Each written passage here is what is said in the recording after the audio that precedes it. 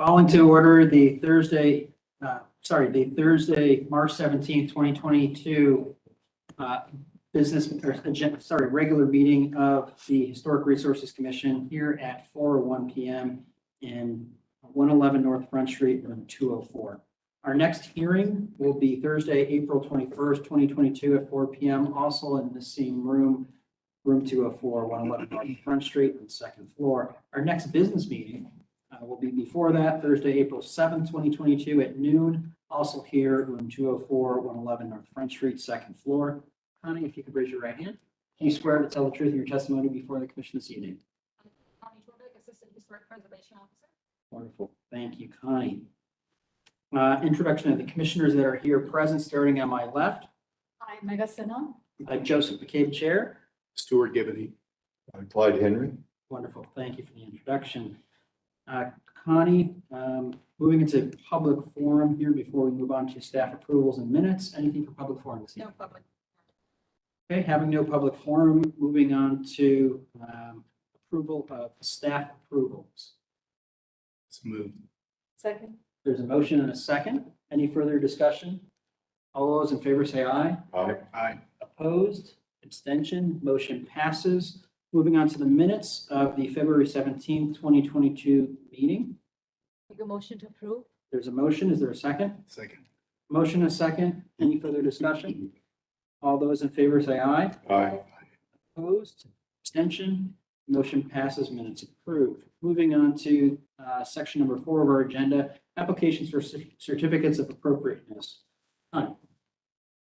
First, application was a staff recommended application, 310 South High Street, which was moved to staff approval at business meeting. And COA has been issued for that. No action is needed. Great. Number 2, 35 West Jeffrey Place. This application was continued from the December 2021 HRC hearing to allow the applicant time to submit a revised. Make a motion to continue. I have, because it's been going on for so long, I do have a site visit set up with the property owner and with the landscape designer in a couple of weeks.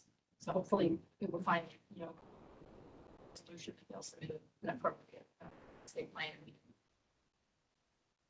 And get the resolution. Wonderful. So we need a motion to continue. Yes. So moved. Moved. Is there a second? Second. Motion and a second. Any further discussion? All those in favor say aye. Aye. Aye. Opposed? Abstention? Motion passes. That one is continued. On to the next case, case number 3. 633 South Ohio Avenue.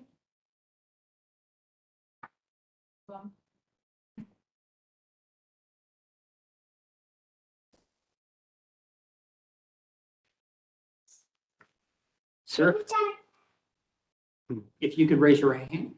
Do you swear to tell the truth in your testimony before the commission this evening? Yeah. Wonderful. And if you could state your full name. Wonderful. Thank you. Connie. Okay, so this is in regard to a retaining wall, a 3-foot high retaining wall that was installed in pink, white, yellow, and black.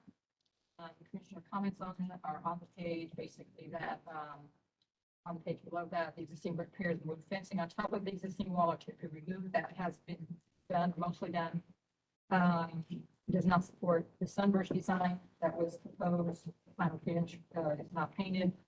And then the sample area that may be sculpted on the existing concrete block wall with the proposed mortar material. A sculpted design is to be similar to the rectangular rock face stone on the existing neighboring wall at 629 South Ohio. So that has been done or partially completed at any time.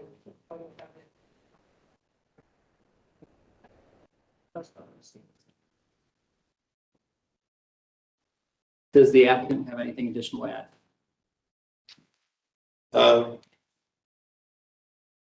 Moment.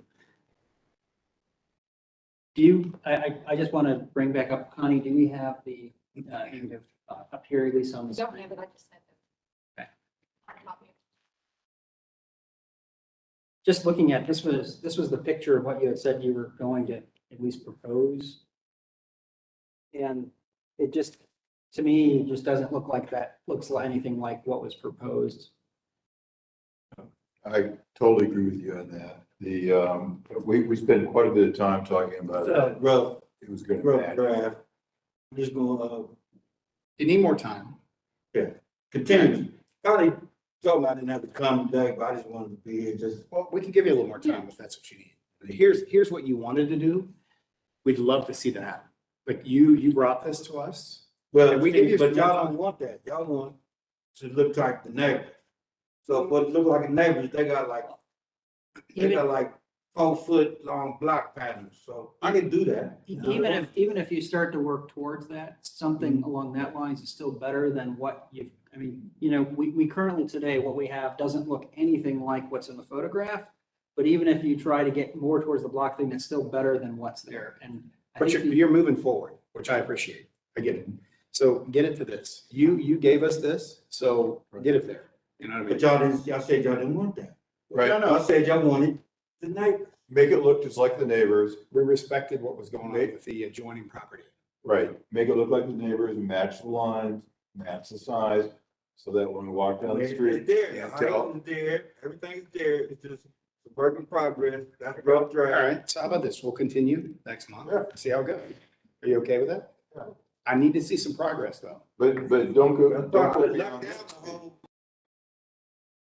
Just a comment too, because I'm noticing that, you're using the brick piers, brick from the pier. It doesn't appear that they've been laid very straight or even, so that the coping on the top, when you arch over it, it's kind of wobbly. So say, try to change that so it's more smooth. Once more, yes. I can do that, but don't expect perfection, please don't. Please don't expect perfection, because ain't near property on that block perfection as they wall. It's one wall that's just, it's a bunch of circles, you know what I mean, they just threw it together. I was With all there, I respect. was a young kid, With all respect, you're in the right direction. So. you know what I mean, and I let's keep- knocked that down, but it's a house around the block, they got the same stuff, the piers with the wood in it, it's a house right around the block. And I didn't think to bring that to y'all until I destroyed what I created upon y'all's, construction. Here's the thing, you're already there. You got it. You got it. You I'm got there, it. but it's really frustrating because I get everything I do it's like y'all really going over with, you know what I mean? But it's forward progress. You're doing the right thing. You're getting that thing. I don't really appreciate it, you know what I'm saying? And Well, we appreciate you. I appreciate y'all, We're doing it. but I don't appreciate that it's neighbors, they got the same thing that I just destroyed my work for y'all. If there is one similar to that, either been put up before it was a historic district or was done without approval, violation, because wouldn't have approved that. And additionally, if depending on location, it may not actually be in the historic district. Well, it's right around, it's in this door. Here's the thing though. We're here with you. It's us. So You got this. You got this. Let's make a motion to continue. Give us some progress. We're going to move this forward, right? yes, sir. Right? And not beyond All right. 4 foot. Right. Correct, right. We still need to see this 4-foot section brought up to where it needs to be. Little things. I promise you, little So things. it's the same height. Y'all want the sidewall to be blocked off like that. Can you sculpt in so you're trying to find something similar to what you had submitted, sir. Can you sort of sculpt in these blocks and add something onto this to actually get the look of those blocks, that stone, that cut stone onto the front face? You could take a die grinder. You could grind those lines in. Like do a chalk line, grind them in, you're done. That's it. Might have to thicken it up because it looks like it's on a map. I mean, maybe a little, but we're talking I can think eighth of of them a up. quarter. So throw another layer on there, strike it, do a grinder, you're done. Just, And what we're saying here is don't do any more of the wall, just Yeah. what you have to I show knocked us down the whole lacking. wall because y'all didn't want them piers. Yeah. Correct. Knock it down. 'Cause you did the right thing. You took it down. Thank you. And you also had mentioned shrubbery or something. Ah, Is that happening? That when you go in front of We need to the straighten it. wall. It might be a good idea if you have grass in front of the wall if you want to shrub in front of it. That's Is cool. that what you're thinking? That's what I'm thinking. That's my thought process. Well, why don't we table that till? down the Yeah. road? Let's not- Get Let's this not straight. confuse this. But it's just good to know that. Let's get the wall done, I think. Is that all right? Can we get the wall done and then we'll talk Yeah. about other things? All right. I'll make a motion to continue this to the next Second. commission meeting. There's a motion and a second. Any further discussion? And you will then notify Connie when you're ready for her to come back out again? Okay, thank you, sir. Motion, discussion. All those in favor say aye. All right. Opposed, abstention, motion passes. Case continued. On to case number 4. Thanks for bringing the man in. Yeah. It's important. Is that week 4 too? No. No, we're good. Okay. Thank you for coming in. All right. We'll see you next month. I expect to see some progress. All right. Thank you. Yes, that's correct. Okay, number 4, 73 Spring Beach Avenue, this application was reviewed at, from the February. You're right. Hearing in staff discussions with the applicant, initial designs to include a 3-sided wall around the concrete patio were found by the owner to be top prohibitive.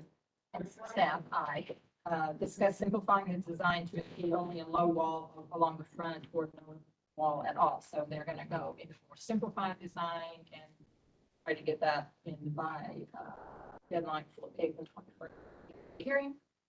So, need a motion to continue. Continue HR-22-01-014. Motion, is there a second? Second. Any further discussion? All those in favor say aye. Aye. Opposed, abstention, motion passes. Continued. Case number 5, Connie? Brad Road. 51 Brighton Road. Yes.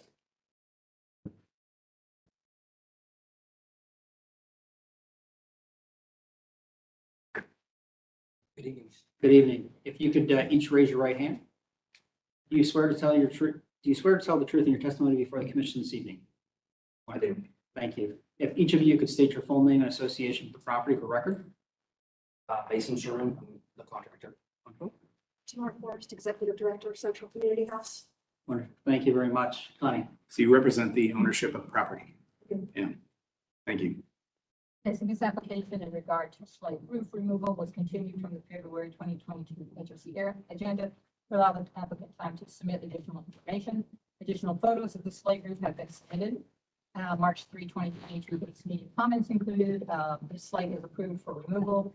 Slate in good condition, is salvaged, they're used on the drawing sheets. And the curved ridge caps, details are to be retained, repaired, and installed. Based on additional submitted photos of deteriorated areas of slate and the scope of work, which includes restoration of the box gutters, which were previously shingled over, and salvaging good condition slate to replace missing slate on dormer cheeks. Recommend approval of the application. I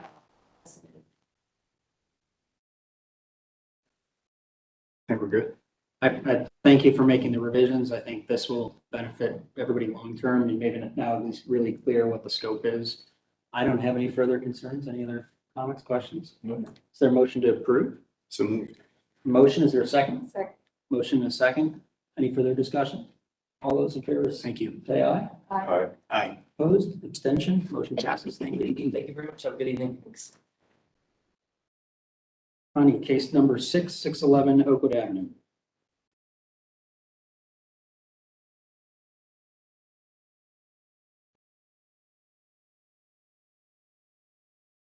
Welcome back. Thanks. If you could each raise your right hand. Do you swear to tell the truth in your testimony before the commission this evening? I do. Wonderful, thank you. And if you could both state individually your name and association with the property for record. I'm Elena Green with Familiar Homes, the contractor. Josh Green with Familiar Homes Contractor. Wonderful, thank you. Connie.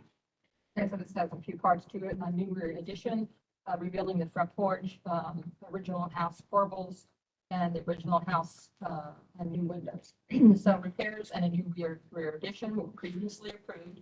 The property was sold and work was begun prior to approval. A code order has been issued. This application was continued from February hearing to allow this time to submit revised drawings.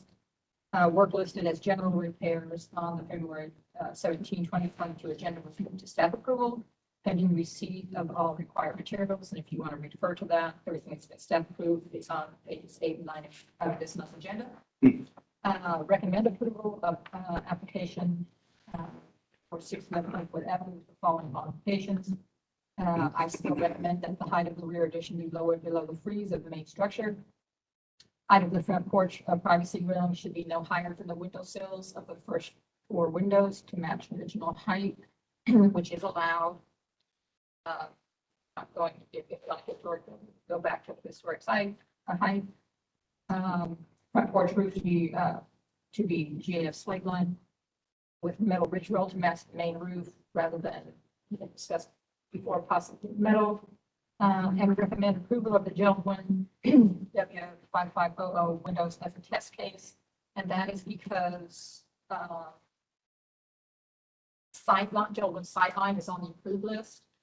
But I've spoken to gel one and they said that this W5500 is the same.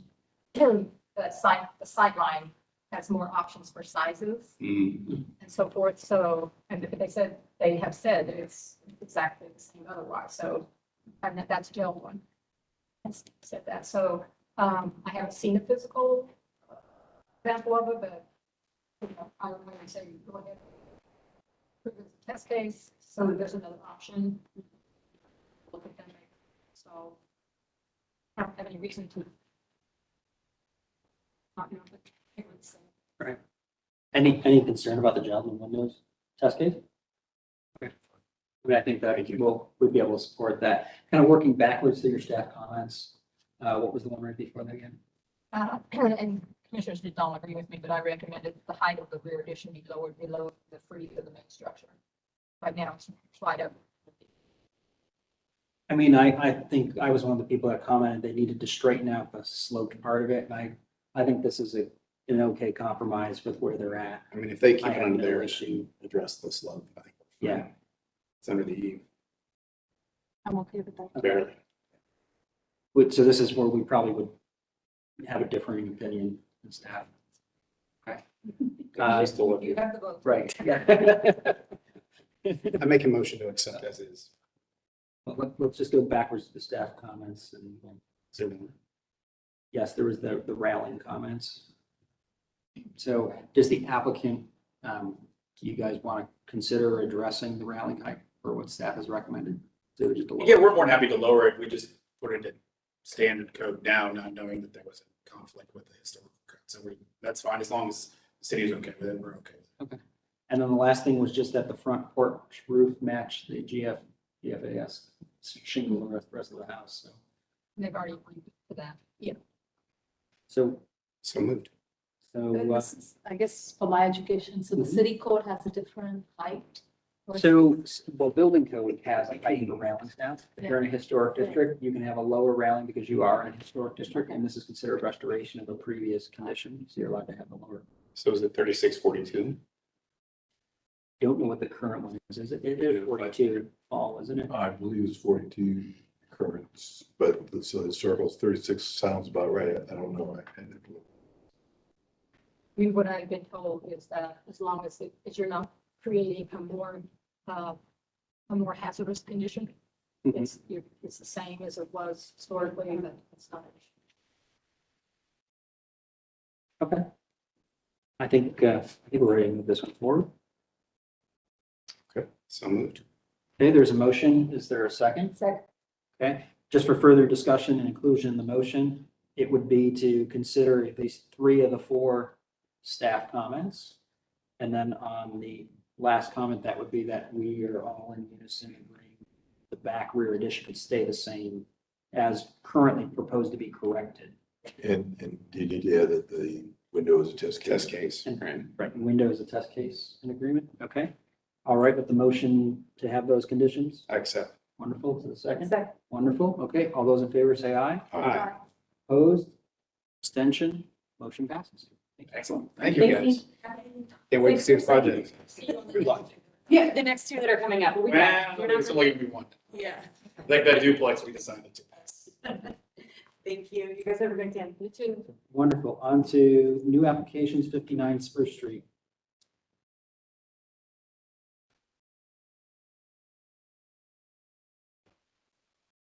Good evening.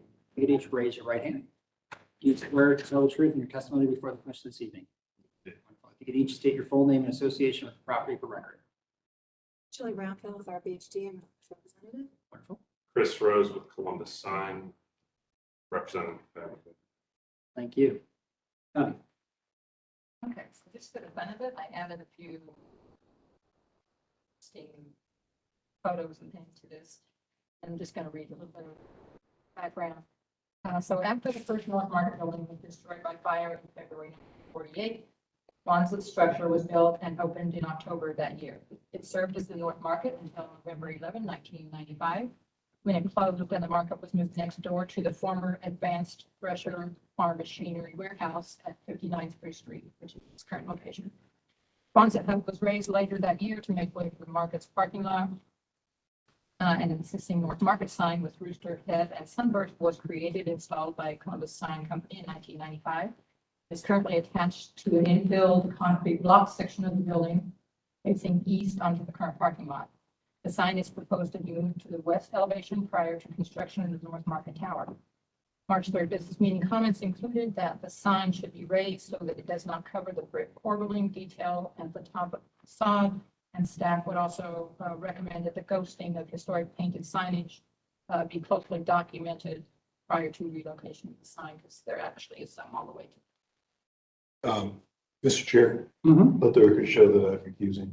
Okay, wonderful. Clyde is recusing himself. I'm recusing as well. Magda is also recusing herself. So Stuart, it's just you and I on this one.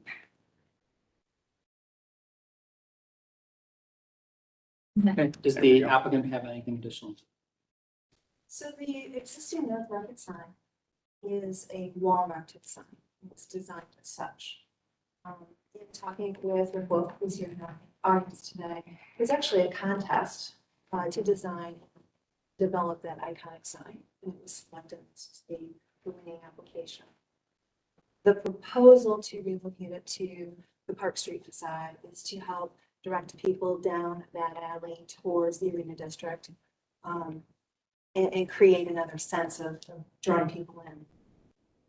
The potential of elevating that sign above the parapet would require structural improvements that do not reflect on the sign as it is now. Those improvements would be seen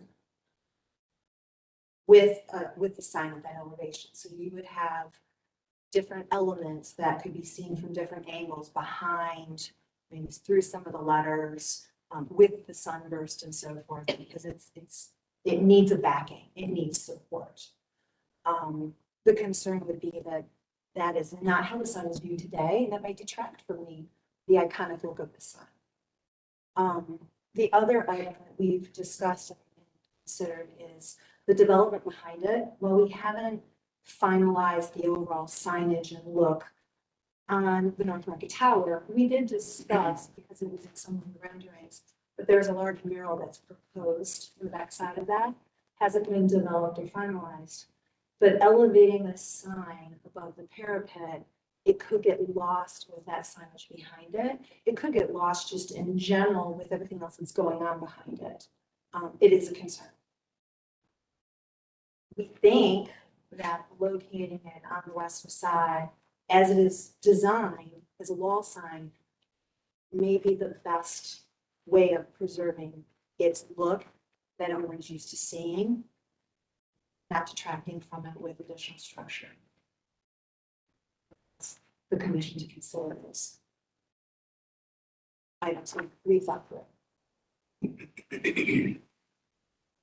So not to contest anything, I just want to make it also clear too, in this case. Connie, so I know you guys are associated truly with the property, but can they speak on behalf of the market itself, since is the market not a city property? Yeah, it is. It is. And so I just want to, I mean, just for a point of order, I just need to make sure that we have the right people having the authority to make any decision. Even if we make any decision in favor or against, or any, any bargaining has to be done with somebody who's off. Fill out a slip, if you don't mind grabbing a slip, if you want to be. No, I mean, I was. Well, you But- can't, but you can't that's add, why we- Yeah, see the markets. Okay. you can't add. If you fill out just a quick slip. Thank you. So Safely. Steve Alvarez, who is with City Facilities, is not here this evening. We are working with Steve Alvarez. The city is the owner of the building. North Market is the tenant of the building. Yeah. We are working also with Dave Peterson, who's the city attorney, to work through the legal requirements of relocating the sign and the ability to do so. Wonderful. This, I know you're not aware of it, but it is being discussed actively and reviewed with all the correct individuals. And We just always have to legally treat everybody the same. And Correct. I have to make sure we have proper representation of any property owner. Here's the thing, I think we're looking at the preservation of the building. Yes. That's, Correct. Yeah, to get to the meat, back to the meat of this. Yeah. so that's really what this is about. And perhaps it may get lost, maybe not. I mean, the dispatch sign did not get lost when it got above the building, but this is one of those things where, elevating that might make it a bit more distinctive otherwise. And I don't think we were talking completely an elevated sign like a dispatch sign. Perhaps slightly. Yeah, I think what the goal was is to show this portaling so that none of that historic detail gets lost. So it's probably taking it, it's got about a third of the letter sticking up above the parapet potentially. We didn't request it if we put on a steel framework simply in the air, right? However, as Julia mentioned, the way the letters have been constructed in the past, there would be substantial structure that would be necessary to have the letters be above the parapet. So It would look similar to the kind of rendering that's showing what's behind the sunburst. That would exist all the way across. So engineering wise, that also have to tie in to the building structure. So you're saying we would need a framework along the entire part of the building, More or less, which yes. I don't believe you can do letter by letter. I don't think you need to address that all the way across. You can do letter by letter with Right. gussets that would go back, Right. so you wouldn't necessarily see the horizontal pieces, but there would be vertical 45-degree angle type kickbacks that would need to go. Which I think is reasonable. And if I could take an opportunity to swear in Mr. Wolf here as well, real quick. And then we get some additional comments. So sir, raise your right hand. You swear to tell your truth in testimony before the commission this evening? I do. Wonderful. Thank you. If you want to give some additional insight. Well, this was obviously when we've been going through the design of the tower and so forth and how that's connected to the building. Clearly, where the sign sits now, that's going to be a building right there. And just an FYI, for the future, we're working with Columbus Sign Company to create this type of sign on the east side, which we will have to come back to, but more of a dispatch type place, Seattle market that will sit on that corner of the existing market, which is down the line. So we're considering things to the east side that we're definitely going to do. But with this sign, A clearly, bit too far on that, just make oh, no, we're just in, we're in concept. No, we're. something this size wouldn't be. Yeah, no, we're not spending any money other than concepts. Sorry for Columbus Sign Company, not spending money, but we're, no, trust me, I understand that. Thank you, Colin. But when obviously we knew what the final design of the tower was going to be, okay, how do we do this? It was, my decision with the city to put it on that corner because obviously the majority of the folks coming into the district, the North Market Historic District Convention Center and so forth, are shooting off 670 and coming down that street. So that's why we chose that corner. Obviously, the second part of this is, as they said, the sign was designed originally to go straight up against the wall on the other side. I don't disagree with you. I would love to, be able to lift it a little bit because the higher it is the better for me. The more you can see from 670 and so forth. But again, what I don't want is this iconic sign, if not in the top 3 most iconic signs in town. I'd say maybe top 2. Also, it was sort of crowdsourced for design to have to throw it away because we can't use it properly. But that We're is not mine. doing that. I don't think we have any interest in this. So, I don't know the engineering, the intricacies of how to do it. I get where you're coming from and I like where you're coming from. Well, It's- you already chose the location. Yes. So let's make it work. That's it. Well, that's That's it. that's, Let's raise it I up. appreciate We're that. done. and Right. that is out of my hands. And Well, whether you that chose the can be done- location. We didn't. So, we'll make it work for that Well, location. okay. So that's it. Does that work? Come back with drawings that make that thing happen. That's it. Fair? We'll have to evaluate it. Okay. I think, I guess it's really only, I think there's support to approve it with. It's a just- lovely sign. We don't want to see it disappear. Yeah, I mean, by all no the means questions would and all the advocate concerns you had about, it being diminished. Yeah, I get it, but let's make it happen. Let's get it above that wall. Let's take the piers back and do the connections that make that disappear. It's a beautiful sign. Let's preserve it. As you so chose, right? Yeah.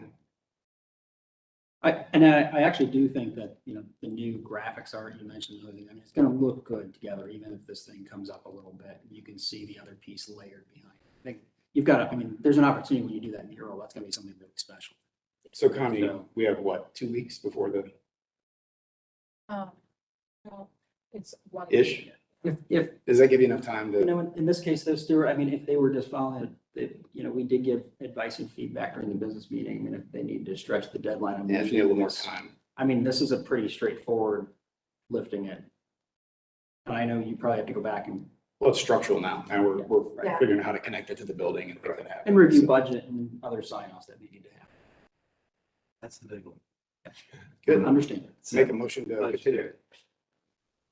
Okay, motion to continue. I will second that. This was conceptual. Oh. They had moved it.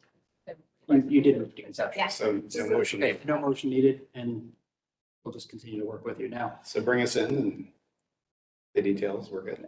And just really the details, I think we'd be less into worrying much about the framework itself as to, the standard things on, we've had a recent proposal for some artwork at High Street and Gay, for example, we just gotta make sure, you've called out higher fastening into the mortar joints of the brick and some other things. And Connie can walk you through probably the top 10 things that we would So side cut ask sheets, about. mounting hardware, Yeah, the sections are already there, so it's probably just some tweaking. It's just- they've already got the. well, they got girders, they got, supporters, but yeah, tweak it to that. I think we're there. Okay. Thank you. Thank you. Appreciate your testimony. Connie, case number 8, I think that was moved to staff approval. Yes, what was that, approval of drawings? Oh, you asked for a couple, wanted to have it noted on the drawings, 4-inch lap siding, window height corrected, and so that was done, and the COA was issued. Okay, wonderful. Case number 9, 1041 Bryden Road.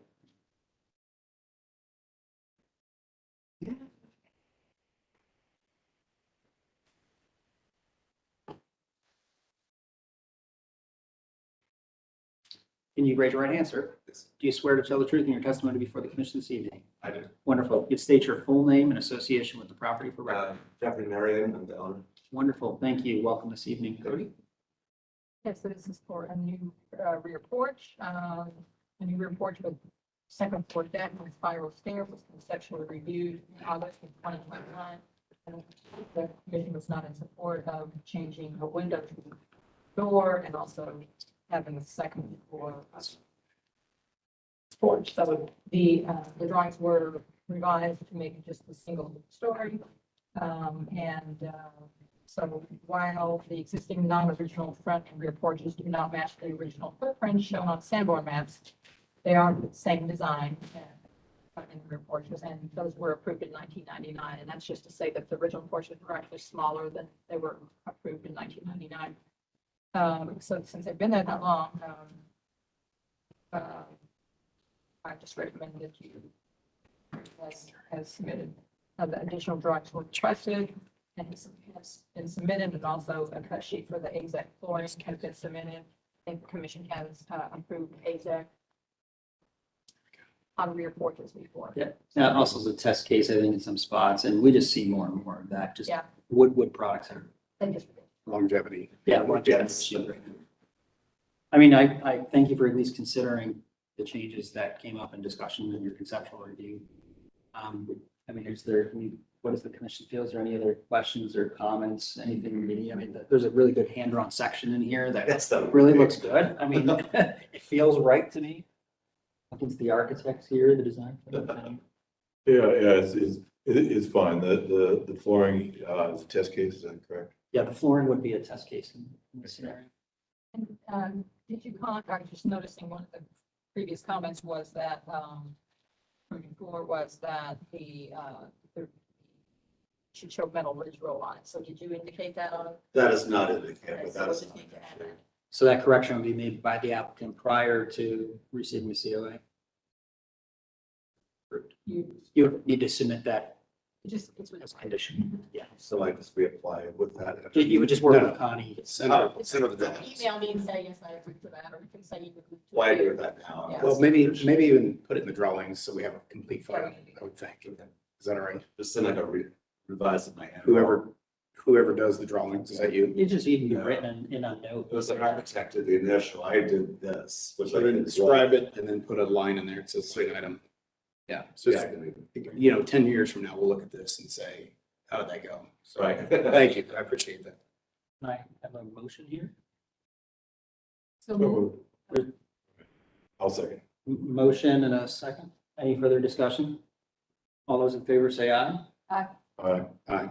Opposed, abstention, motion passes. And quick with- comment. I was gonna say with the caveat that this is a test case on the flooring. Right. And you'll be following up with Connie on the ridge roll line. And ghosting. So if there's any ghosting on the wall, to maintain that level. So in other words, if there's, Yeah, whatever was there. exactly. Mhm. Yeah, you got this. I didn't find it. Yeah. Thank you. When it's completed, I'd like to go over and look at the. Sure. Being it's a test case, that, Just to see if it can be. see if it will. Again in the future. Wonderful. Thank you so much. Appreciate you helping us out. They actually do have like a more narrow one. That's what this is. Yeah, because it's. 4 versus 6 or something? Yeah, like years Yeah. ago, different ones, they made the narrow, then they stopped making it. You could only get like wider, more wide boards, and now that's the first time I noticed that you submitted it. Yeah, they offer us the, I think it's 3 and an A. Yeah, right. So it's more typical of the. Okay. A little more corrected. Well, that'll be better. Thank you. Have a good day. Case number 10, 602 East Town Street.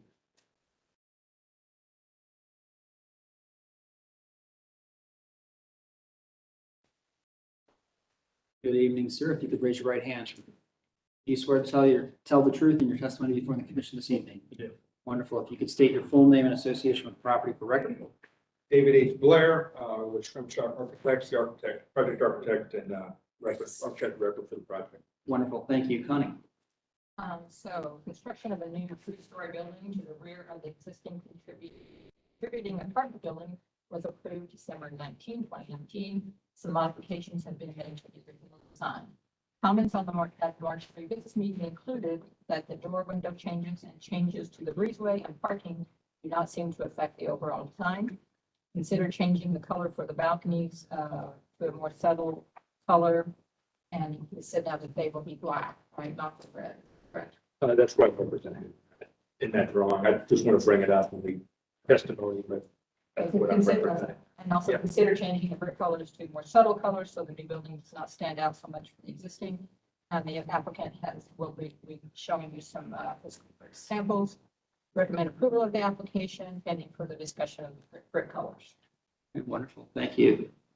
What would you like to add, sir? Good, thank you. I just wanted to, again, we realized we're going to downtown commission Tuesday. So in that process, Connie and Louis realized, or I realized, and then talked to them that we were out of our certificate of occupancy or appropriateness as it took a while. So resubmitted it and wanted just kind of, there were a couple areas that were bubbled. Really, the revisions primarily have come out of site compliance process. They were fairly minimal, but the vertical bubble, you'll see, we moved the building a little bit closer to the existing building. It's just over 6 feet away, but there was stairs between the two at that point. So we modified the breezeway at that point and put it the second kind of separation between the two buildings. So it now runs north-south as well as the one east-west, because we could provide more maneuvering clearance in the alley. So that was the reason for that alteration. The second was we had to push the building a little bit to the west to allow, to the to the west to allow for a little more space for fire department in the parking lot. So it offsets the parking a little bit, but they needed to get a truck back there for access within a certain height to the building with our building height. That then proceeded us also to kind of eliminate the community area and we have an overhang still. We had a community area on the first level there. It didn't make that really viable anymore as a valid community area. So, and the owner wanted to have an extra apartment in there. We got rid of the basement apartment, so we added an apartment at that location.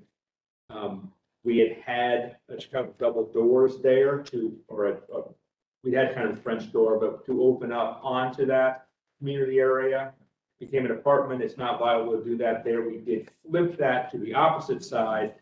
So there is, I think it's probably back when we did, there you go. There is a patio then we created to the west side for that tenant. And there is a similar door option there. To door to side, like in this case, to align with the windows above. That's really the changes. The trash enclosure then moves towards that west side with access really out the breezeway to it. I think those are really the changes. I know the coloring came up in your executive meeting, so I just wanted to kind of bring up what we had briefly, and then what I've shown here. I can live with either one. I have not changed the basic kind of brown tone to the siding, or the trim tone to the siding, which is a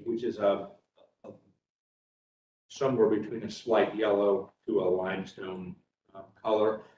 Really, they were picking up off of the trim on the front Tudor framing of the building that's there, and then just the light color picked up a little bit of the kind of limestone base. This represents then kind of a red brick, which is kind of a rustic burgundy or very similar, that would be utilized on the base. We had a black brick. That black brick is discontinued, which portion, but we had a black brick on the bottom. This was kind of a substitute for it. The reason we had used kind of a black brick on the bottom is because the carriage house had been black. So it was just kind of a homage to that. No one will know it, I don't think, but that's why we had black. So we had black, the brown tones you see, and then at that point, rather than have this building be too Darth Vader-like, we had provided some red in the breezeways and at those points. So this flips that to a red brick. The brick on the existing building is obviously very unique if you remember pictures of it. It is a little more, I'm not saying it's a pink brick, but it tends toward white. It's washed out a little bit with age. It has more of a pink, so I think a deeper red brown tone would stand out from it. So that's what we presented. I feel comfortable with either color, red ribbon, if the board's comfortable with the red tones on the brick and the black accents. That would work.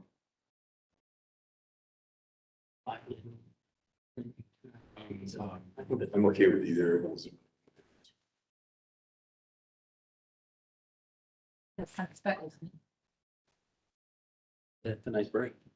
Yeah, I looked at an iron spot type of brick too, but I didn't want it to look like it was 1930s potential brick. So it's still a little more modern black brick, but that was kind of the homage to it. So.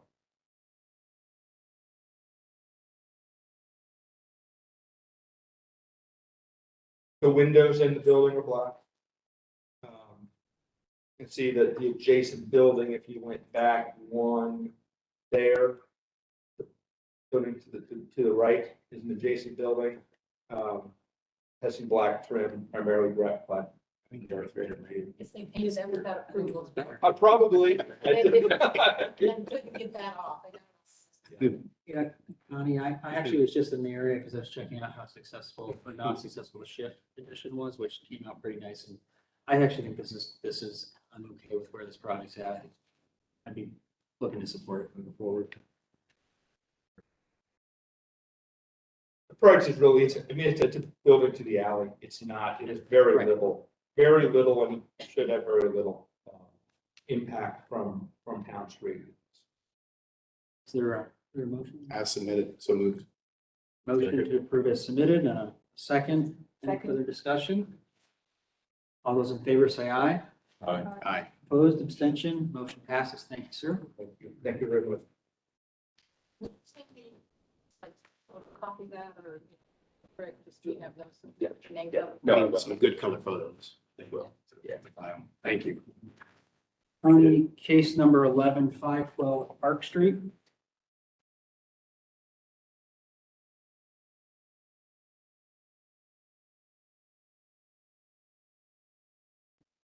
Good evening, sir. How are you? Good. Good. If you could raise your right hand. Do you swear to tell the truth in your testimony before the commission this evening? Yes, And state your full name and association with the property for record. Daniel Furlman, I'm the architect. Wonderful. Thank you, sir. This application was conceptually reviewed at the February hearing. The following revisions were made in response to Mark's comments. And the alternate stair that had been shown before, that design has been removed. Cross sections which were requested.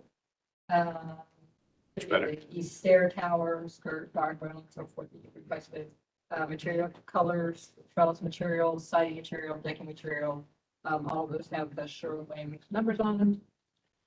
Cascade lighting, which has to be documented, has been done. All dimensions have been added, and the room furniture from the plan, which you had also requested.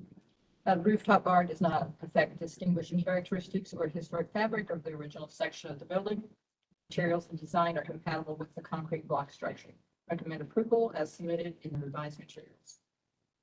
Is the upper part of the transom for the garage door mirrored, or is it open?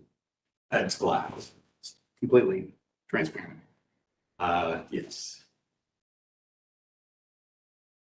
So the bottom portion is. Two panes or two panels, yeah. Yeah, I was just curious. actually about the three panels up are solid and the three above are glass. And just to make note, I do revise drawings if they're showing. Good. On the back was added, so it's. That will be painted white to match the wall. We're getting into the CDs right now, and it was determined that it was all same. I have no issues. I mean, Yeah. you've been through conceptual design with us, so I don't see any issues of why I have to hold back on this. Well, the vents in a non-historical infill, so. Looks good. Thank you. Okay, I move to approve. There's a Second. motion and a second. Any further discussion? All those in favor say aye. Aye. Opposed, abstentions? Motion passed. Thank you.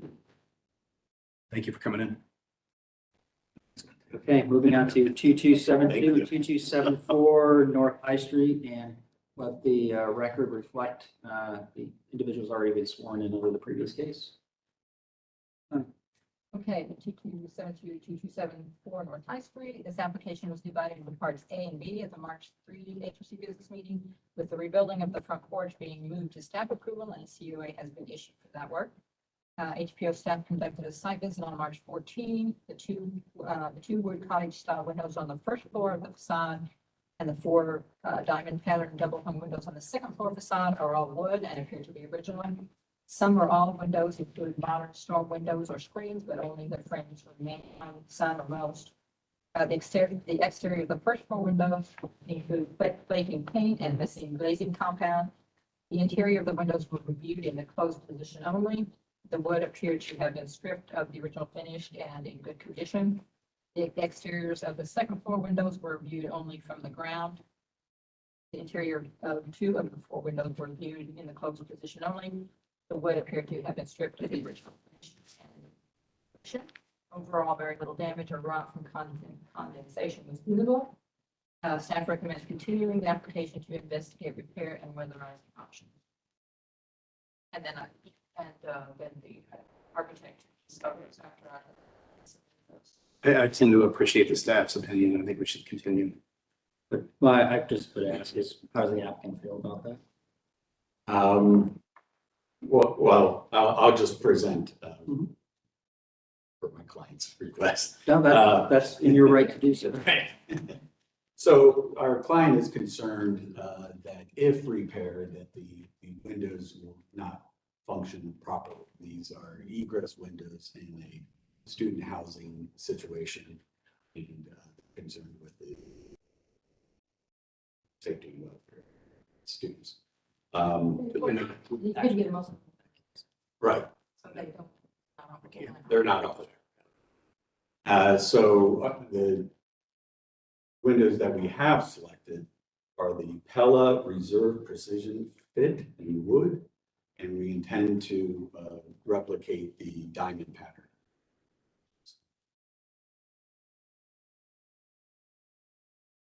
Thank you.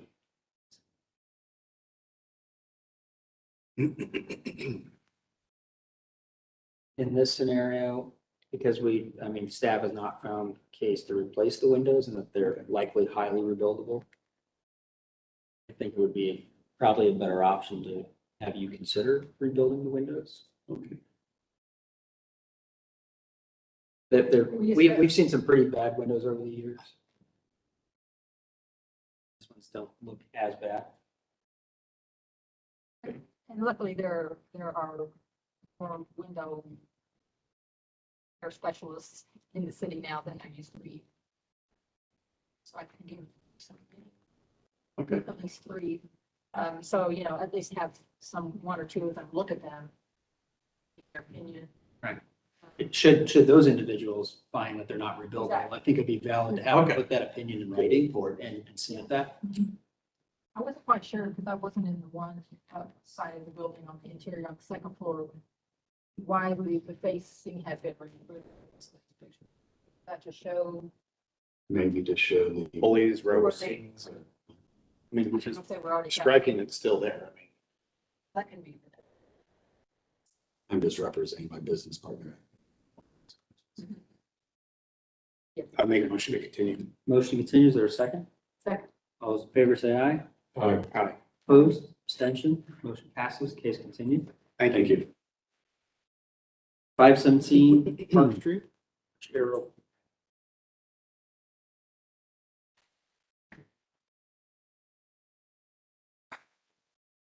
Got more people than the table. Wow. Yeah. Yeah, please, feel Monterey. free, feel free. How are you? Good. Start out with this chair. And then we'll rotate in and out. So you get multiple speakers. Actually, we could probably move that microphone over. Oh, that's not a bad idea. Yeah, sure.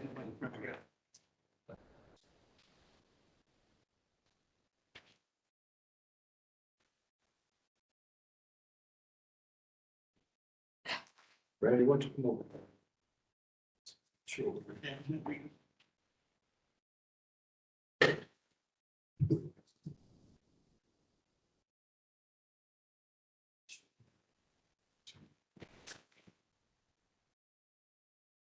If I could have you raise your right hand. Do you swear to tell the truth in your testimony before the commission this evening? I do. If each of you just state your full name and association with the property for record.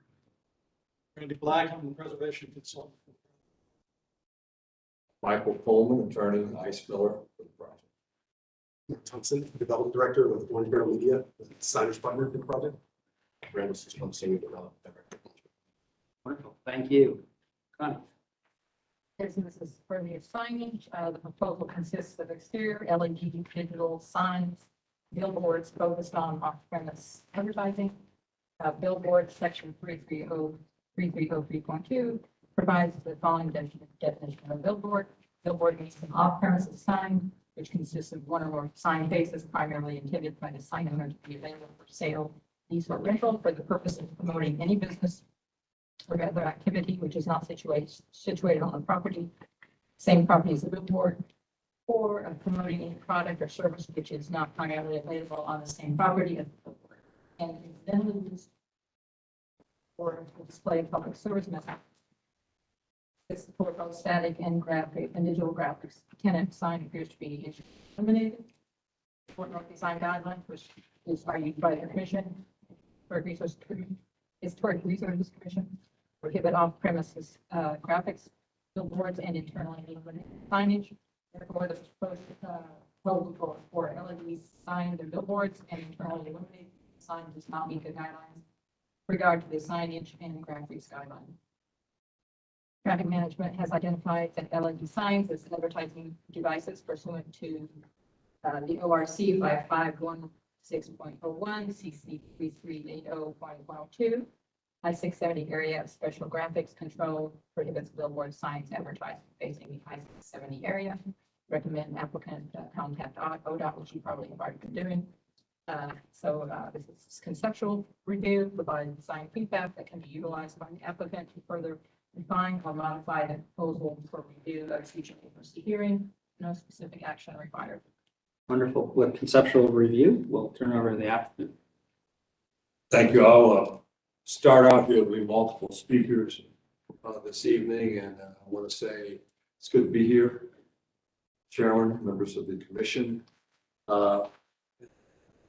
You've introduced everybody already. Mark Thompson, Randall Sistrunk, both of Orange Barrel and Orange Barrel Media, which is now, I think, the largest digital media sign company in the nation.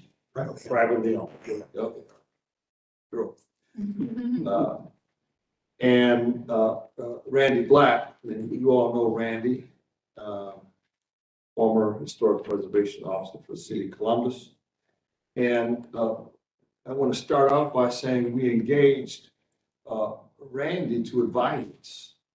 This is an historic area, historic preservation issues, and wanted to make sure that this sign fit every standard and criteria for which you are charged to review.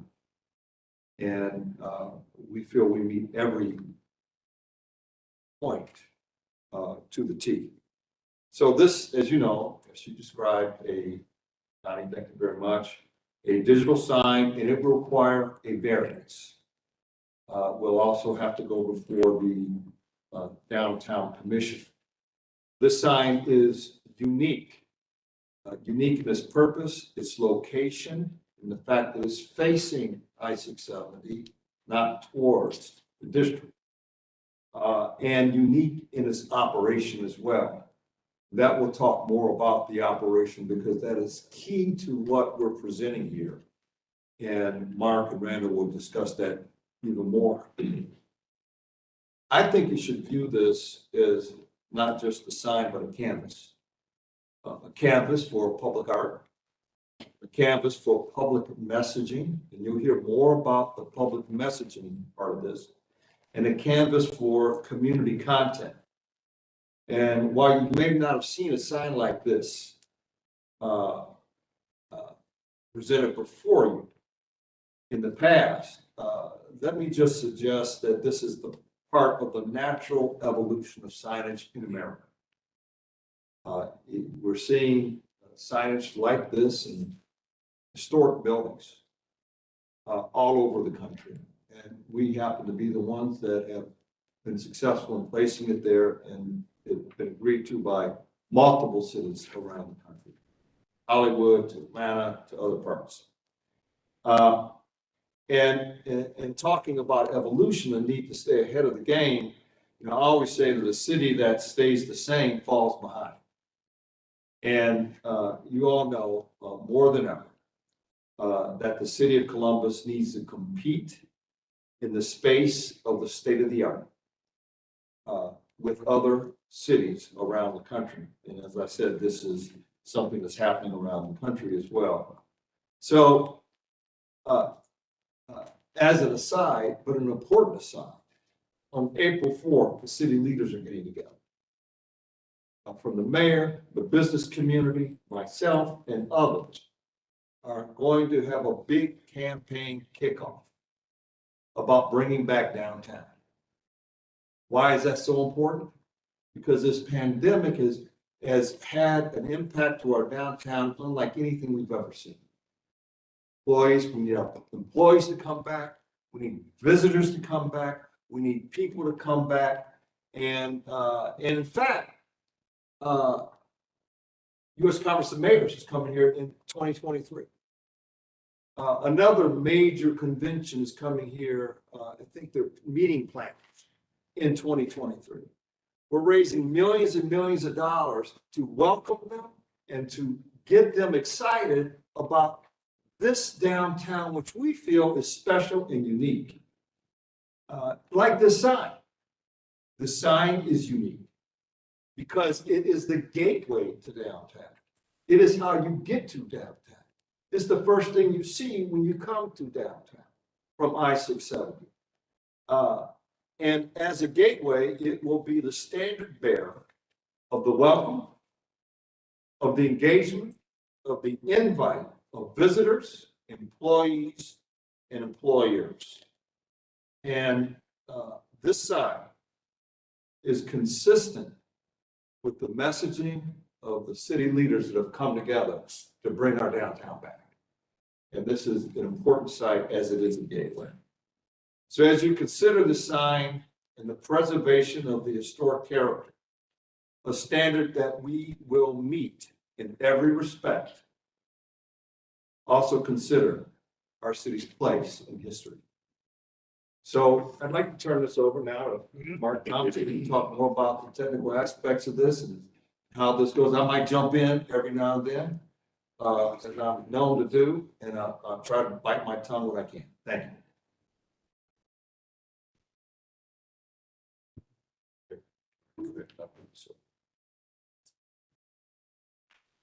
Thank you all for having us.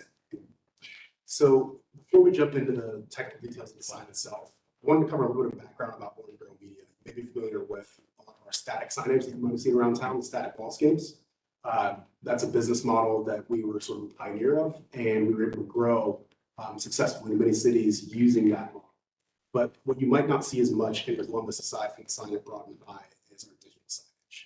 And we've carved a niche for ourselves by focusing on sort of uprooting the model of outdoor advertising in a way that offers a better public benefit than what outdoor advertising historically has done. And our thought process is that if you look at any other form of media, you get a programming benefit in exchange for sitting through the advertisements, whether that's TV, that's radio, free service online that's paid for by advertising. But you don't turn on those forms of media for the advertisements, you turn it on for the program. And so we've looked at outdoor advertising as a means by which to invest in public art heavily, to invest in community content and programming, and to have our signs serve as a platform for more than just a commercial message that's going to benefit an advertiser and the property owner, but rather a sort of a mechanism by which we can sort of broaden and diversify access to things like high quality. It's something that we take really seriously. And the last year in 2021, we invested over $2.5 million across the nation in curating and commissioning public art on all of our sites nationwide. So it's something that's core to our business model and something that is a major part of this sign that we're proposing today. I don't want to focus just on public art. There's also community content where we try to use our signs to provide a medium by which small local businesses that may be struggling through the pandemic can get out the word about different ways in which they're operating that might not have been previously. In fact, they might have picked up delivery service during the pandemic, and folks may not know about that. So for example, if there's a North Market tenant, that's something that we can promote on this side. In addition, we work to work hand in hand with the city to publicize public service messages and emergency messages. So you might have seen this on our kiosks around town, but if there is an amber alert, if there's a weather alert, construction updates, et cetera, road closures, that's something that we can push on this sign in real time. And that's one of the things that we think is the primary benefit of digital signage. With static signage, it's one message for a 4-week period or an 8-week period. And then it changes out after it's sold to the next highest and best user. With digital signage, we have a way to sort of seamlessly incorporate a lot of these other forms of content that really benefit the public more than just the commercial advertising. We can do it in a way that's inserted alongside the commercial advertising because it does support the business model, but we're able to do it on a regular basis and a more frequent basis than we might be able to with static signage. So that's kind of our design philosophy behind why things are sort of sliding in the direction of digital signage and why we think that's ultimately of public benefit. We have some application materials. We've shown some other examples of signs that we've been successful in getting permitted on historic properties. I think what we mean to convey here is just that we have a lot of respect for the fact that any improvement needs to sort of reflect and not take away from the character of the space that it's inserted into.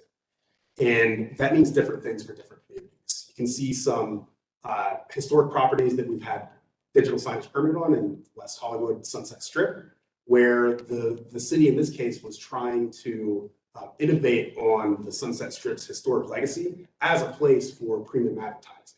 And so maybe there's a little bit more. Go back. Oh, one more. One more. One more. Yeah, right, no, right now. Yeah, right there. This is another project on the left side on the Sunset Strip. It's an independent freestanding structure, but the intent, it was developed pursuant to a city-issued RFP. We developed the only public gathering space on the Sunset Strip. It's a very vehicular focused space. In addition to 2 digital signs, we worked with Tom Wiscombe Architecture, the same architect who was behind BMW World, for example, to develop a structure that was visually interesting, that complied with the policy goals of the project, and also served as sort of a placemaking tool. You can't see it in this photo, but you can actually step inside the structure and you can have experience with light and sound, akin to what you might see if you were to walk into the infamous Chicago beam reflective sculpture in the Williams in Chicago. That's not appropriate for every case. In other cases, we focus on architectural integration, the sign on the right. In this case, another modern building where we've sort of sought to mimic the underlying structure in our sign structure. I won't spend too much more time on the other examples. I think we should probably get to the proposed sign. But if you But just know these historic buildings that have digital signs on them in other communities, you just kind of roll through. But these are all in other communities on historic buildings. And so in each case, we've had to comply with all the requisite historic preservation standards. We always seek to install signage in a way that when it's removed, it doesn't compromise the underlying structure, so that it's temporary or transient in nature. And then separately, we seek to place the signs in a location on the building where it doesn't detract from the character of the surrounding area or the underlying buildings. And so we provided some renderings of the proposed sign here. Again, as Mayor Coleman stated, the intent for us is to serve as a gateway to downtown Columbus. It's a highly visual, very unique location where you have a lot of passersby, whether commuters, whether folks that are visiting downtown Columbus but may not be intending to stop in the North Market District. Our focus here is to sort of use that visibility as a communication platform. Again, whether it's a citywide initiative the city wants to promote, or whether it's a specific event that's going on at the North Market that particular weekend. And we've made programming commitments to incorporate a lot of this community content alongside the advertising, which we would be comfortable agreeing to as a condition of the requisite approvals from the various jurisdictions that we need to review this sign. And so to speak to those programming commitments, the first thing I want to kind of highlight here, we're willing to commit to a minimum of 10% of time on the sign on an annual basis to serve exclusively as non-commercial public art, which we would invest in, we would curate, we would be responsible for delivering. And it's a measurable requirement. It's an auditable requirement. something that we take really seriously. Our goal is to promote artists that have a nexus to Columbus, whether they just happen to have been born here, or whether they trained here and went on to other cities, or whether they still live and work here. And that's something we have a lot of experience doing in various cities around the country, and something that we take especially seriously here in our home market. On top of that, we provide a minimum of 5% of the time on the sign as a platform for the North Market Historic District nonprofits and their tenants to promote their businesses at no cost. So you'll see a reference here to a discounted advertising price in an earlier bullet point. That's with respect to all local small businesses, which we would consider to be a Columbus-based business with less than 50 employees. We provide an automatic 50% discount for national advertising rates for those businesses, but specifically for the North Market District, we would use our sign as a platform to promote those businesses at no cost. And then in addition, we would provide a minimum of 5% of our net revenue from advertising on the sign to a local group that supports historic preservation in Columbus. We haven't designated a specific organization because we're very early in the process, and we didn't want to to discuss that prospect without having a better understanding of what is necessary in order to have a sign like this be approved and whether it's ultimately supportable by the various commissions that we would need to go, including this one and the downtown commission. And then in addition, I mentioned earlier that we would send real-time updates from the city. We have a technological solution for that, but it would allow us to push out real-time weather alerts, anything on the iPod system, and alerts, et cetera. So I think it's worth repeating. For small businesses, 50% cut. Your small business, you get 50%. If you're located in the North Market Historic District, 5% of the time, no cost, 0. That's good for them. Then 10% of the time for artists and community content, no cost.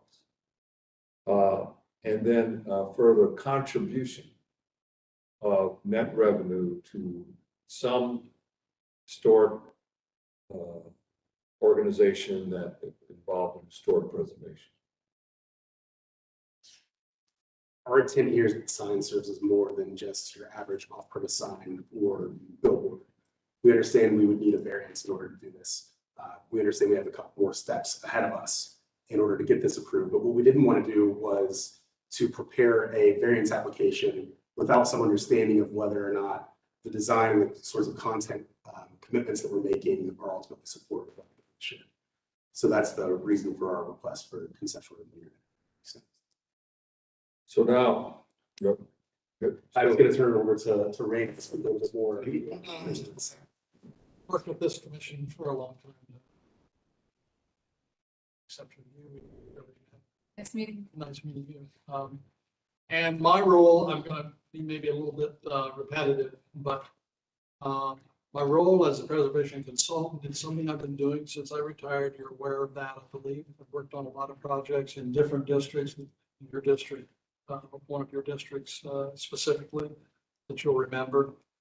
And the bottom line on whenever I get engaged in a project, the first piece I want to explain to the applicant and by the same token to this commission is that I'm not a hired gun to find ways to get around preservation requirements. I'm here to explain what the requirements, what the standards are, what commission guidelines are, and what applies to a project. In this particular case, when I was first contacted by Mike in Orange Barrel, I wanted to take a look at the site. I did it right away, walked around. I'm familiar with the site, of course, because I was engaged with this commission when the AC was approved and the new addition was approved. The first thing was the elevation that this goes on had to be only one side, had to be on the west side of the building. I see that as an exception to the rule in that that's a brand new piece. And with this, if we look at the slide here, on the northwest corner of that building, originally the thought was put it on the north side of the building. And I thought that was out of bounds because of its relationship, its visibility from Victoria Village and from the north from Goodell Park. That's been adjusted and switched to this side. And it's my feeling that this meets the standards in several different ways. First of all, new additions, this is a standard number 9, new additions, exterior alterations or related new construction shall not destroy historic material, which this doesn't do. It needs to be removable without, and reversible, which this is. Not to say that this will come off if you agree to it, if you approve it. I don't know what the plan is, but I haven't had any discussions about how soon this would be moved, if it ever would be. But that's a standard that has to be applied. Can it be taken off without destroying the important masonry elements and existing features of the building? And the answer is yes. Also, I think it's important to read standard 2. New additions and adjacent and related new construction shall be undertaken in such a manner that if removed, they won't affect the essential form, but it doesn't affect the integrity of the property, the historic integrity, or in this case, the new addition integrity. This is a piece maybe that we should talk about, just roll back to that one. It wasn't mentioned, and I'm sure that Randall will talk more about this, but there was also a light study. I was really concerned when I first walked the area and trying to wrap my head about what would really apply here. The light study needed to be done to determine what the view from Goodale Park and from the north would be, and they'll talk more about that. It's a minimal piece. The standards for new construction in city code say that the commission shall consider, in addition to any other pertinent factors, the architectural characteristics typical of structures on the listed property. And again, in this particular case, the structure we're talking about was built a year ago through approval. And I think that applies here. The historical architectural value and significance needs to be taken into consideration. Does it affect the historic elements in the North Market District or on Park Street where this is going to go? And I would submit that it does not. Let's see. Another thing. The reason it does not, because it points the other direction. Yeah, it's strictly visible from the west side. And there's another little sort of footnote to this that this commission is aware of. At some point, it was discussed when the hotel came in. At some point, the plan was there would be a garage and an office building to the west. In the back. And I believe that will happen too. I don't know when or who, but that was understood by the commission, and that affected my synopsis and my analysis of this, whether it would be appropriate or not. Should that happen, this proposal, this graphic piece would be blocked from the south forever as well. So in essence, it's viewable strictly from I-670 coming into town. I think that fits. I would also say, not to get too windy here, but in a past life, I spent a lot of time in the sign business with a great sign hand letter. I've been around it all my whole life. And so signage is something that's really important to me. And hand lettering is very different than this, but over time, the evolution of signage in the past 300 years, or however long you want to pick, there have been a lot of new materials, a lot of different ways, from hand lettering to neon signs to halo lit lighting. And in every case, if you look at the history of the development of that trade, there's always been a pushback on things like neon, things like halo lighting, things like different kinds of materials. And I see That was the standard there then. No longer. It feels that way, that applies to this, to me as well. The other thing I want to say before I conclude here is it was very important for me to understand, does this open up the floodgates for digital signs all over town? And I don't think that it does that at all, because it's unique to this particular location. This condition doesn't exist everywhere. this doesn't open the floodgates to putting it on the Ohio Theater or on the Lebec in my mind. They're apples and oranges, they're very different. And that's, I believe that they've met the standards that I felt applied here. That's my. Thank you. Last thing, if you go back to, what shows the AC Hotel. It's original, I guess it's back there. With the sign on? Yeah. Yeah, just kind of, so we'll go further, yeah, When you go back up. one. There you go, right there.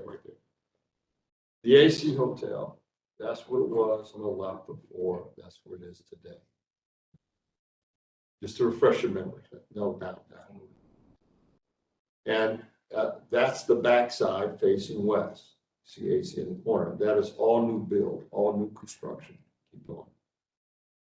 That's the side that Randy said, you can't put the sign over there. We said, you're right. Again, this is how the integration, old and new together,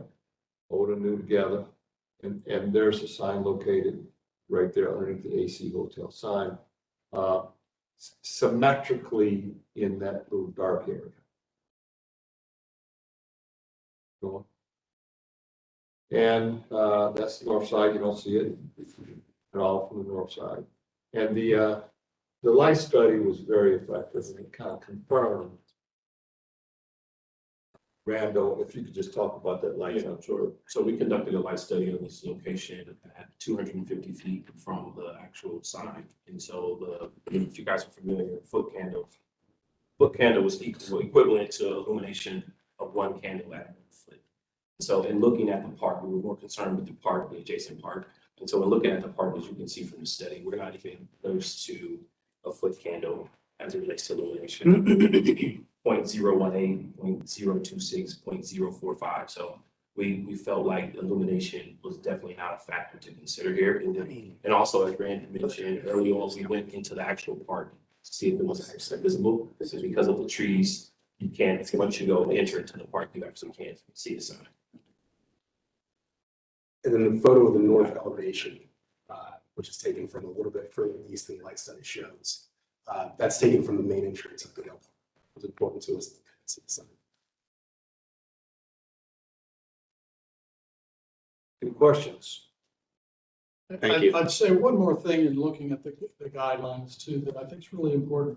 I think there's a very big difference between the language of a billboard and what this sign is. The definition of a billboard, in my mind, is very different than this sign. It isn't simply a big flat surface that advertises. This is something other than it. And I would also submit that its commitment to the neighborhood, to the arts, puts it in a different place than conventional Budweiser sign.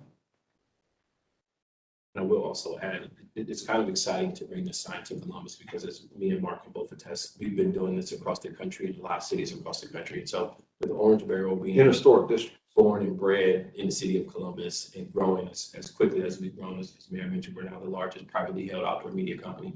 And so we've been doing these public-private partnership type of concepts across the country. And so to bring it to Columbus is really exciting because now we get to do it in our backyard with people who we are familiar with, people who we've worked with over the years. And so it's a super exciting project, and I think it couldn't come at a better time. As Mayor Coleman stated, we're at a time where we're trying to introduce people back into downtown. We want people to want to come and as Mayor would say, work, live, and play in downtown. And so I think this sign is a perfect gateway to reintroduce that as we bounce back from the COVID pandemic. Thank you. Thoughts? I think, and I don't know how my fellow commissioners feel. We probably all feel different about this.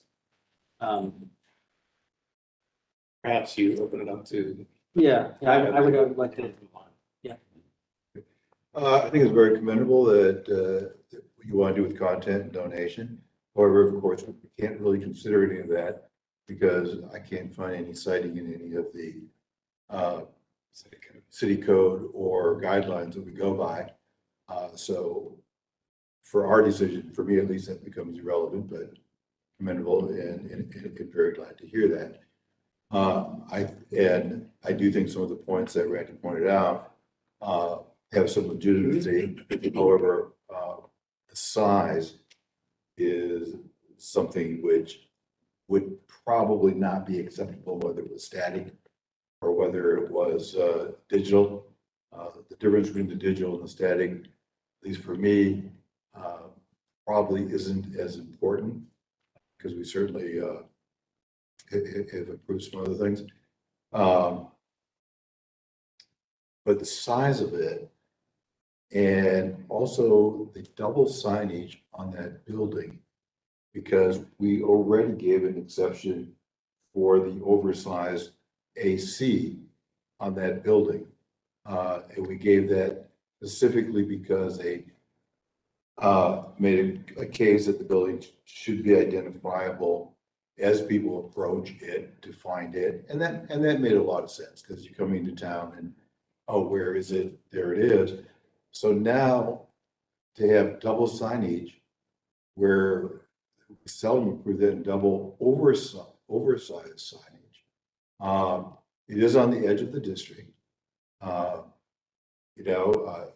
One of the projects that you showed, I thought was very interesting, where the artistic kiosk public space building was built. And if you look at the map, it looks like right outside of the district there's a little triangle of land that might be more appropriate to construct something like that, and then it would be outside of our preview.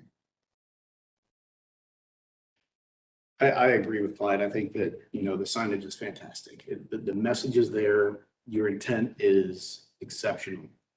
Perhaps the placement of what's going on might not necessarily be the most sensitive to the building that was already existing at this point.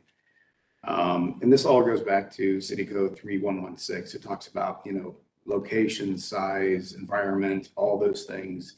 That's really important to really notate how the city code controls what's happening.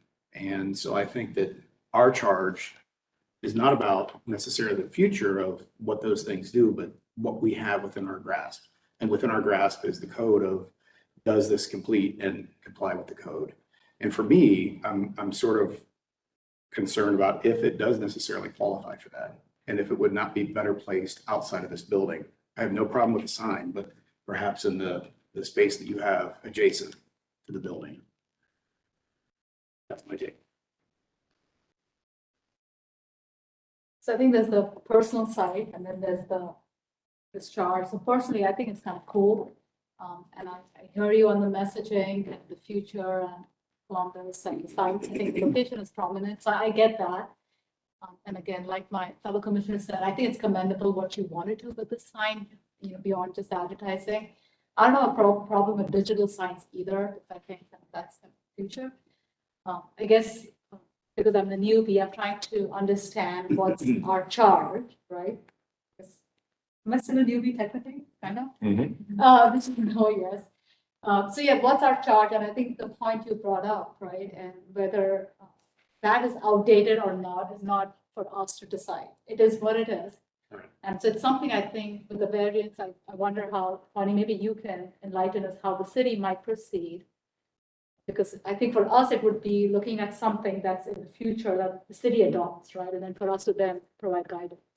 So I don't know how, but again, so I mean, personally, I think it's cool.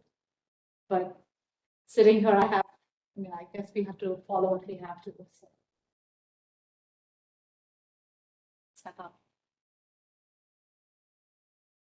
Initially, at first glance, I thought about, is this really a sign? That comes and goes with maybe a little bit of experience of, I've done a few projects on the National Register in other cities.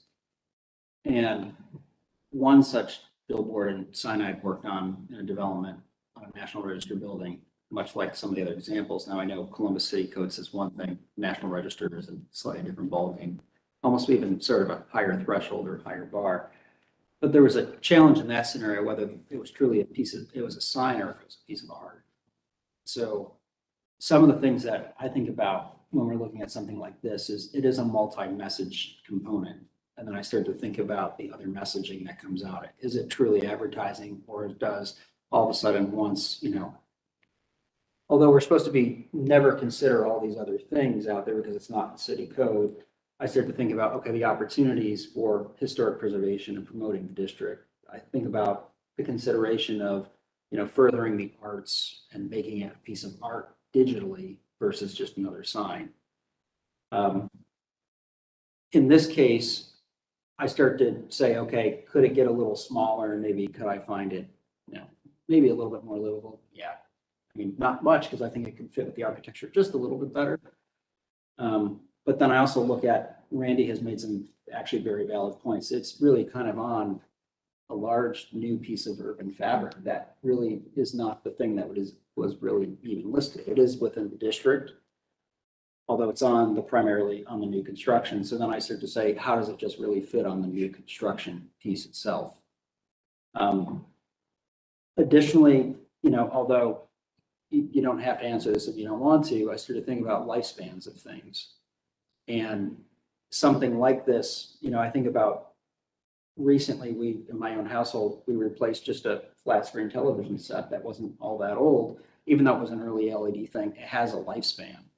And I can't help but think that something like this is still, admittedly, no matter how good the circuits are and the LED components are, it's going to have a lifespan. So I started to think about this, is this even a permanent thing, or is it a temporary installation even within the district?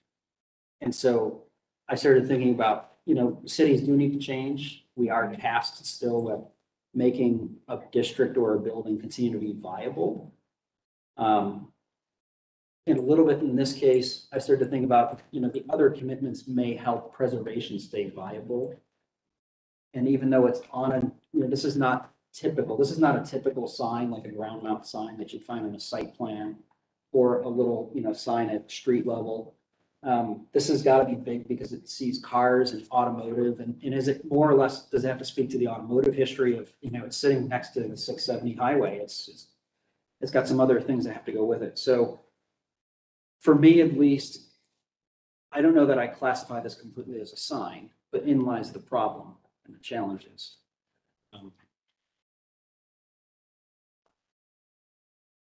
It's definitely outside of our wheelhouse, and it's not the normal.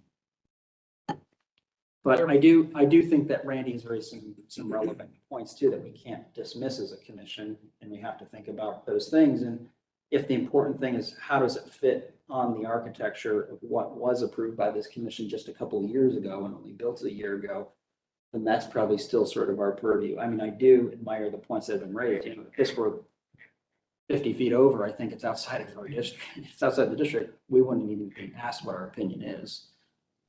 Anybody who wants my opinion on it, still give them it. But Joe, it brings to mind something that I apologize, I should have mentioned before, but looking at the Short North guideline, which were approved by Italian and Victorian Village back in the day, planning division of the city and the development department. They read, the guidelines are intended to provide broad guidance to the design and use of signage in the Short North.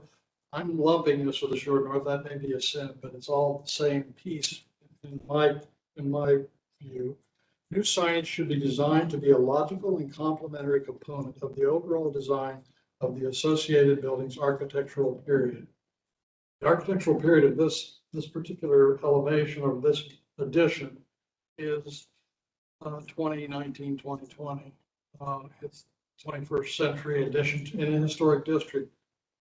I would argue that it meets that criteria. The character, scale, as well as the individual building or storefront should also be taken into consideration, and that's happened here. The question initially, the request initially was to put this on the north side facing Goodale Park. That's a different thing, and I explained that to the applicants, and they immediately understood that and moved it. I believe that if the concern is the size and treatment of the sign of the digital installation itself, that is something that, since we're talking about this conceptually, that may still be able to be talked about. But I again want to assert that I think that this meets the standards in this particular case for very unique reasons. And again, it doesn't, in my mind, open the floodgates to this happening anywhere else because the same kind of criteria would apply. I guess this is at the edge, so I think that's kind of another thing, right? I guess the one question for you all is, so you shared what alternative content could be. What would be on it when it's not that alternative content, when it's not public messaging? What would we see? AC on it? What would it be? Sure. So a portion of the advertising of the time on the sign would be commercial advertising that we sell to support the investment in the sign structure itself, to support the investment in ongoing content creation and scheduling, our own staffing and doing that, curation and commission art, et cetera. But additionally, one thing that we didn't mention here is that we give another 10% of the time to the property owner to promote their on-premise business in addition. So that would be just advertisement for an AC hotel, or for a particular conference that may book a block at the AC hotel. Actually, I believe that may be upwards of 15% to the AC hotel. And as far as the content, we work with primarily national ad agencies, so national brands, what you'll see. So it wouldn't be necessarily an injury attorney. Hope that doesn't come back to bite me. But so those national, those national. You're on record. Right. Well, I mean, I'm just trying to make the point of how we avoid that because it can get pretty sloppy fast, right? And I know that's not how you guys operate, but I don't know how much is it in your control. Like, yes, if it is that, call me if you're in an accident. I mean, that kind of defeats the whole purpose of this. Yes, that's correct. And then we also have content restrictions baked into our contract with the AC Hotel. So we won't promote any political advertising, any nudity, pornography, tobacco, illegal drugs and such. So I think the interesting part is like within the guidelines, City Code 311-6.13 spells out that signs regulated by the chapters 3375, 3377, 3379, and 3381 shall also be in keeping with character of adjacent environment. There's nothing close to this in the environment. I get this is groundbreaking. I love the sign, but I'm really struggling to figure out how this fits into the environment of the district. That's all for me. So Well, it fits in the environment of the building that it's on. And not according to the code. you approved that building. We approved the building, not the sign. No, but it fits within the environment of the building that you approved. It's that building. And Perhaps it points out, agree to disagree. it points out away from the district. It's not pointing towards the district. If we're pointing towards the district, I say, all right, I get your point. But no one in the district will even know it's there. Other than the merchants that benefit. Well, here's the prosper as a result. If I may interrupt, if you moved it to the adjacent lot and it pointed into the district, we have no control over that, right? Moved it into the adjacent lot. There's a lot. There's literally a plot of land. If you put it on a freestanding structure, like you did, the one that was fantastic, you built that into a structure on that adjacent lot that's bare, and it pointed into the environment, we wouldn't be having this conversation. Yeah. So you're saying that if we bought this land right here, that we don't. You don't have to own it. No, Not there. let me finish. Further west. You got your arrow in the wrong places. Right there. If we bought that land right there, You wouldn't have to buy it. You could lease it or from. lease it, whatever. It belongs to the And we turn it ACFL. towards You're the leasing district, the building because and you we don't turn own the it building. towards the district. That would have no impact. You're But the outside one of that's the pointed away from the district has an impact. because it's within the district. Based on the guidelines. I didn't make the guidelines. I'm simply saying. I understand. There's no authority to control it.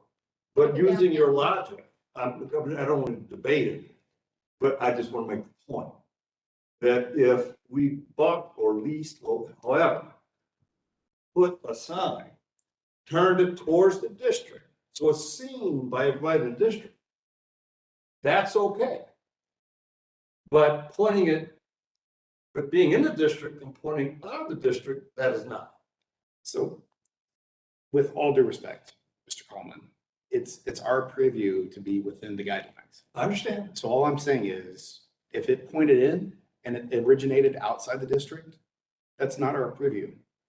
That's all. I'm talking about impact, consequence. Perhaps.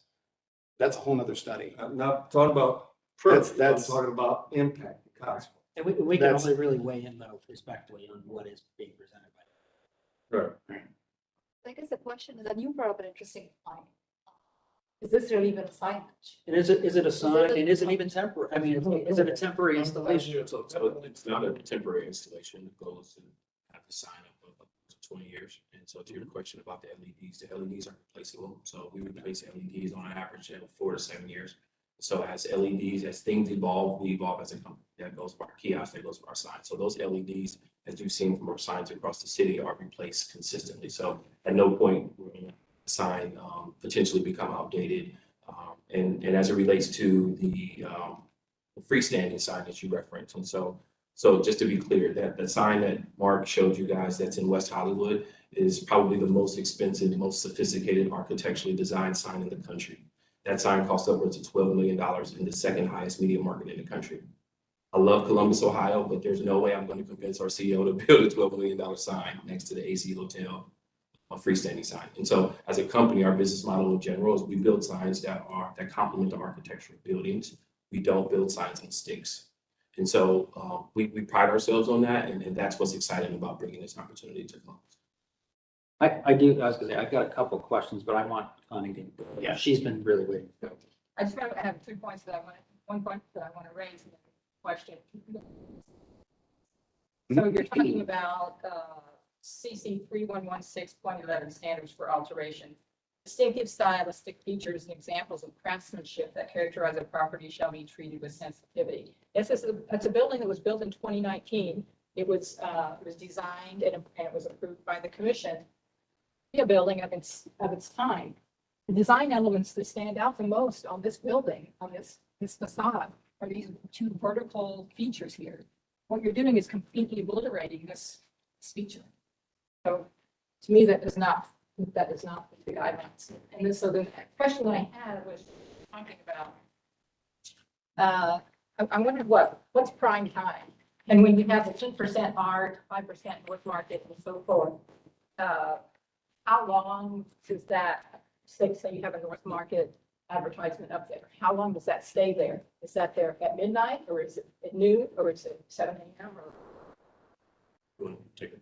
Yep. So we incorporated in a regular program schedule.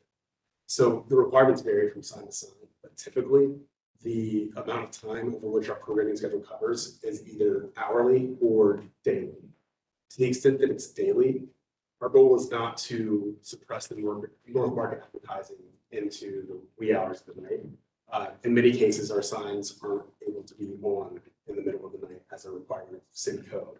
And so in the vast majority of the projects, we typically agree that it will appear hourly on a regular basis. Most of the ad spots that you see on the sign will last between 15 and 30 seconds, and they'll appear in succession in a regular rotation.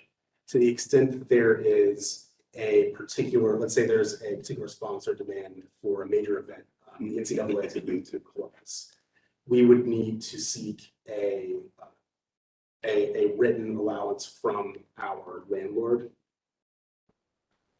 That we have a lease for the sign in order to push the AC Hotel branding to a non-regular time. To your point, we're not waiting until midnight. Right, I just Put wanted up our program. to It have would that be said. continuously throughout the day. So I wanted to go back to just getting a couple more questions.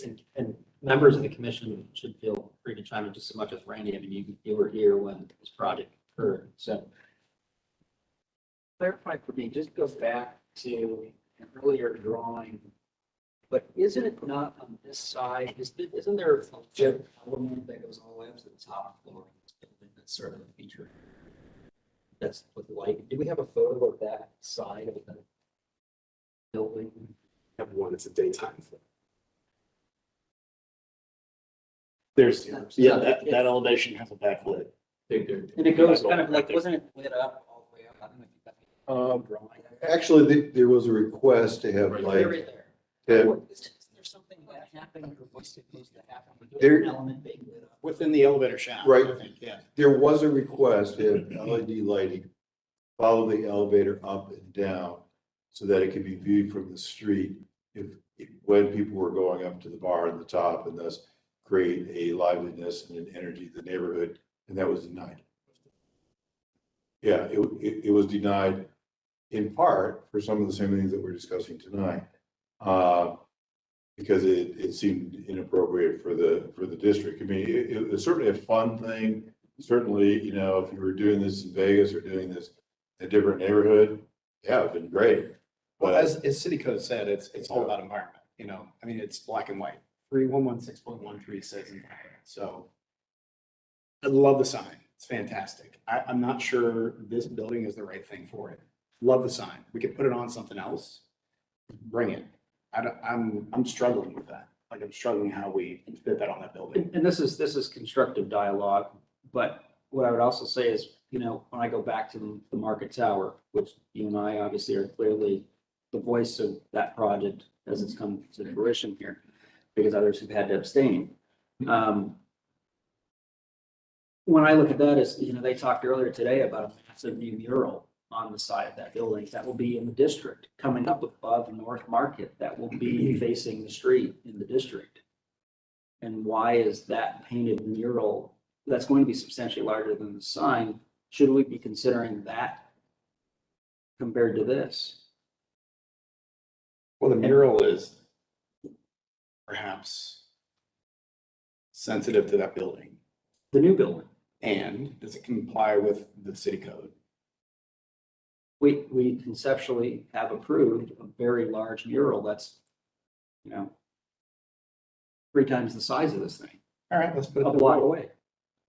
I make a motion to accept as is. Well, let's move it forward. Are you guys ready? well, Well, I think this is conceptual. They don't want to move. We're just talking about this. I think it's on the agenda tonight to just talk about. Yeah. And I don't think I'm ready to move it up with this. There's a lot of discussion. Right. I also wonder if, again, I don't know if it's appropriate or not, but, and not just this one, but if more of these will come in the future, is there a path where the city take a second look at the historic guidelines and see if it's time to kind of update them? And it may not be time for this, it may not be time for this, but.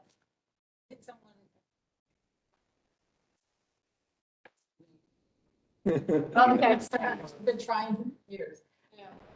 you know, and I'm hoping there's a healthy dialogue here too, because this, I do agree, there is some impact for the future potentially here, but I go back to, you know, Connie even thinking about, and this is a good image right here to think about.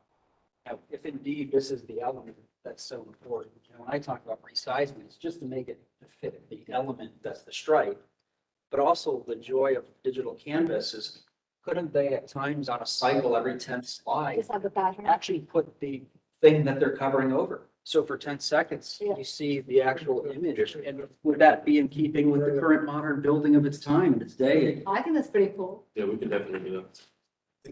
To speak The to cool the cool factor. But it is The relevant code to, is what's but it's relevant to 2020 architecture in a way Yeah. that digital architecture is not going away. Digital architecture is significant. However, we're here to sustain what's here. The code, the city code says this is what's up. Perhaps in a test case, maybe that's the way to look at it. But we cannot hang ourselves based on the fact that we think that this is a freelance opportunity. Well, Sure, go ahead. I mean, you're interpreting. That's what we're here for. And there's another interpretation, that it doesn't fit within the environment. And I think it does. Give me an example. If I can speak to The guidelines say. give me an example of how that The fits in. guidelines say. the Randy, approved please, Guidelines say, please, Randy. the purpose of signage Mr. is to Coleman. communicate in a clear and effective manner while serving as an aesthetic accompaniment to the associated building. So that's a piece that's in the guidelines that are approved. In the associated buildings, underscore that building. So That's the building it's on. It's not on any other building. In fact, no other building can see it. That's where the debate really is. I understand what you're saying. But the question is the code the final determining factor when you've got guidelines? I and mean, why standards? wouldn't it be? Well, That's why we're we've got here. standards. It's an exceptional perspective of the code. And I asked Mr. Coleman, in the environment, is there anything that can substantiate this? And you deferred to Mr. Black, and you did not come up with something, which is fine. Well, I'm just curious, within that environment. I'm calling that the environment. It's about an associated building. So it's collectively This refers- building as a This thing. refers to the associated building. That's the associated building. That's the environment to talk about. In the code. I think it may also go back to, correct me if I'm wrong, Joe, the point that you were making about the mural. There are other murals within this district that have also been approved with that size and scale on buildings within the district.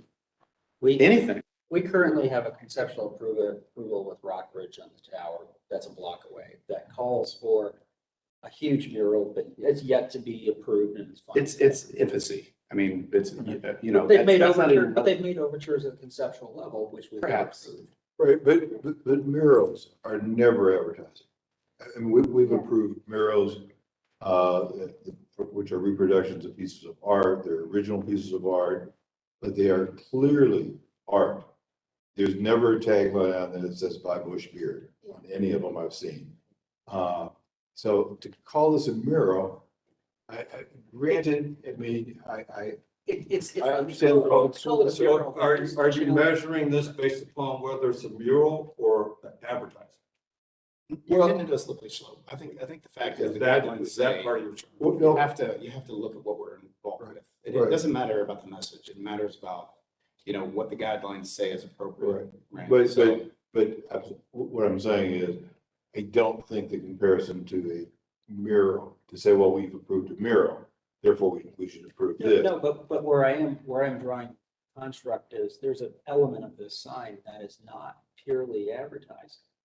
That it becomes something else, which we cannot fail to look at, only because digital display. And I mean, there are buildings just covered with this, and you go to many, outside of the district that are covered, I mean, virtual advertising, virtual reality, graphics, imagery is very present. It's a sign of the times of where things are going. This technology is new. It didn't exist 30 years ago, let alone 100 years ago, to be Times on Square. there. I mean, this is Correct, not where we're at. correct, but we're on I a brand new. get where we're piece of going. Building. If I may speak to the question of what the code says today, the question of environment, just to speak to our interpretation of that requirement. I think the way that we approach the sign is when we consider the environment in which it exists, we consider the areas from which it can be seen. And for us, that's why it was important to place it on the side of the building that projects solely out of the district or projects over top of other non-contributing structures. And from our perspective, our goal was to accomplish a situation in which that sign is not detracting from the appearance of the other contributing structures in the district, which I think the focal point of would be the preserved facades along Park Street. Yeah, and I think that's good because otherwise this would be a very short conversation. Right. The reason we are having and conversation guess what? is because We we made that, yeah. Yeah, and that is the redeeming point, I think, is the fact that its impact is almost all out. Unless you're standing like right there. Correct. I don't think anybody's ever gonna stand right there. And that was also part of the argument as to why we approved the oversized sign on the building originally. We approved that upper sign part because it was not reflecting into the district and that it would be visible from the highway primarily. And so we did do that as an argument before. I would But just. now ask we you- have two signs on the same building, which we've also struggled with in the past and have said, wait a minute, you've got a sign on the building and now you got another sign on the building. And this second sign is going to be advertised in the same business. In the past, we've said, wait a minute, you can't have a sign here and then another sign. So, there's a lot of issues here that I think is gonna take some boiling and to kind of think this thing through as to how we handle this fair. Because when somebody else comes to us, we can't say, well, yeah, but those people donated money. And so therefore, they got approved, Correct. but you're not getting approved because you're not donating money. Because that I think really makes us pretty corrupt. No, so but there have is, to be consistent. there is value in considering the historic preservation life of the district. And when things can continue the message of the district, if there is a commitment to do something that continues historic preservation of the district by adding something to a non-contributing new building, I think there's an opportunity there that you have to say, this is different than just a billboard that advertises Coca-Cola and maybe just changes solely between advertising. In fact, I am thinking about what if this thing had been embedded into the architecture day one, wouldn't be having a different dialogue today? Well, I think we would. Yeah. And that's why I go back to, There would be no doubt. change, is there something the applicant can do to go to reflect some of the commentary, rethink some of the feedback? Is it, like going back to, does the virtual wall become the skin of the building every 10th frame? I don't know. Is it that when I look at it, could you forego the words Orange Barrel Media even across the bottom of it? We know what you do. I understand that that's a big thing, but are there compromises where we can come up with something really unique? And I agree, whatever this is, it has to be a test case, but we have to be sensitive to what this is. And are there other reasons for this? I would just urge you to think about the world is changing, and this is a very, screen technology is different. And is there a way to make this interesting where it doesn't impede or impact on the district? Are there things that we can do to, again, work with the applicant that really just stresses the mission of what we're trying to achieve, consistent with the code? So You can argue just as many negatives against, using the code. I could probably argue just as many positives. There you go. But my point is, perhaps this is, we're talking about conceptual. So we're trying to figure out a way that you can make this work. We're trying to argue amongst ourselves how this could even be there, right? So, these are two separate things. I mean, if you look at the dynamic of what's going on here, we have Joe suggesting there is an opportunity because of the future. We are looking at, or at least I'm looking at what the code says is a reasonable thing. Now, all I'm saying is show me how this fits and I'm good. That's it. Well, if you can get to there. that end, my role as the preservation consultant, not as a hired gun to say what. We know you're the hired gun. It's all good. You're big gun. You're double barrel. Come on, Randy. Let's see what you get. Guidelines say new construction continuity and compatibility are essential considerations. You taught me well. When planning any new construction in a historic district, including additions to historic properties, which this is what this is. New structures can look new and reflect contemporary design standards while using design elements that relate to the existing structures. I would argue that the location of this, as I said in my introduction, that this is so unique because it faces eastbound I-67, former home of Flytown, which is another historic piece that we'll get into. This fits these guidelines. I wouldn't be at the table if I hadn't analyzed this and think that it's worth debating and worth arguing. But there's enough here in the code which it creates the need for guidelines. Well, as Mr. Coleman said, it's relatively interpretation. So I'm trying to figure out how we can get to that. And that's it. I mean, there's nothing, the sign is lovely. I love the message. I love the fact that it's bringing lovely things to the community, what it's all about. That's a big deal. I mean, it's lovely. I'm just trying to figure out how we put it on this building to make that thing work. That's where I'm at. Like, does it fit that building? Does it fit the way that the guidelines say it's appropriate? I'm having a hard time with that. Well, one of the things that Joe said, What would you think would work? I'm not here to design it. Well, I'm trying to, this is You conceptual. bring it to us and then we'll figure it out. And I'm, trying to understand, I know what you're against, I'm trying to figure out what you're for. How does it fit? That's it. one of the things that Joe said was, if this were proposed when the building was first brought to us a number of years ago, And I'm looking at this facade and I'm thinking, this obviously looks like an attachment onto the building. If it had been part of the building to begin with, it would have been designed into it. One of the things that I'm also having trouble with is the double signage. Suppose that digital sign filled that rectangle completely, and you did away with the AC hotel up there, and that just became permanently part of your digital sign, as opposed to having a fluorescent sign on top and then another sign on the bottom. Now that facade starts to read like the facade that we originally approved. And you don't have a sign here and a sign there and this thing tacked together. We get back to the signage of what's appropriate within the guidelines, like. Well, but I think it's But still. then now that's a building panel. And I think even then, in the same way that it would be the width, like you want to like get back to the width of the building facade, right? So there's Right. a little bit of delicacy in it. It becomes the strip, it becomes the It stripe. becomes the entire strip, and if you want to permanently light up that AC part at the top, or if they're okay with simply the fact that 10%, 50s theirs anyway, I think that would also go with what you're both saying, is that it's contemporary, it's appropriate to the facade of the building. I'm trying to get my head around this. If they brought that to us originally, I mean, all the square footage of that is crazy. Well, you know, I mean, if this it's differs. so far- There's zero support within the guidelines for that. Zero. Quote, the purpose of signs is to communicate in a clear and effective manner, serving as an aesthetic accompaniment to the associated building. Area signs also provide an opportunity to reinforce creativity and craftsmanship of the district. So that's Shore North guidelines, which are a part of this, as I said earlier. Here's the thing, we can't pick and choose. Yeah. We can't pick and choose. We're looking Well, at no. relative square footage to a structure, and we've already exceeded that.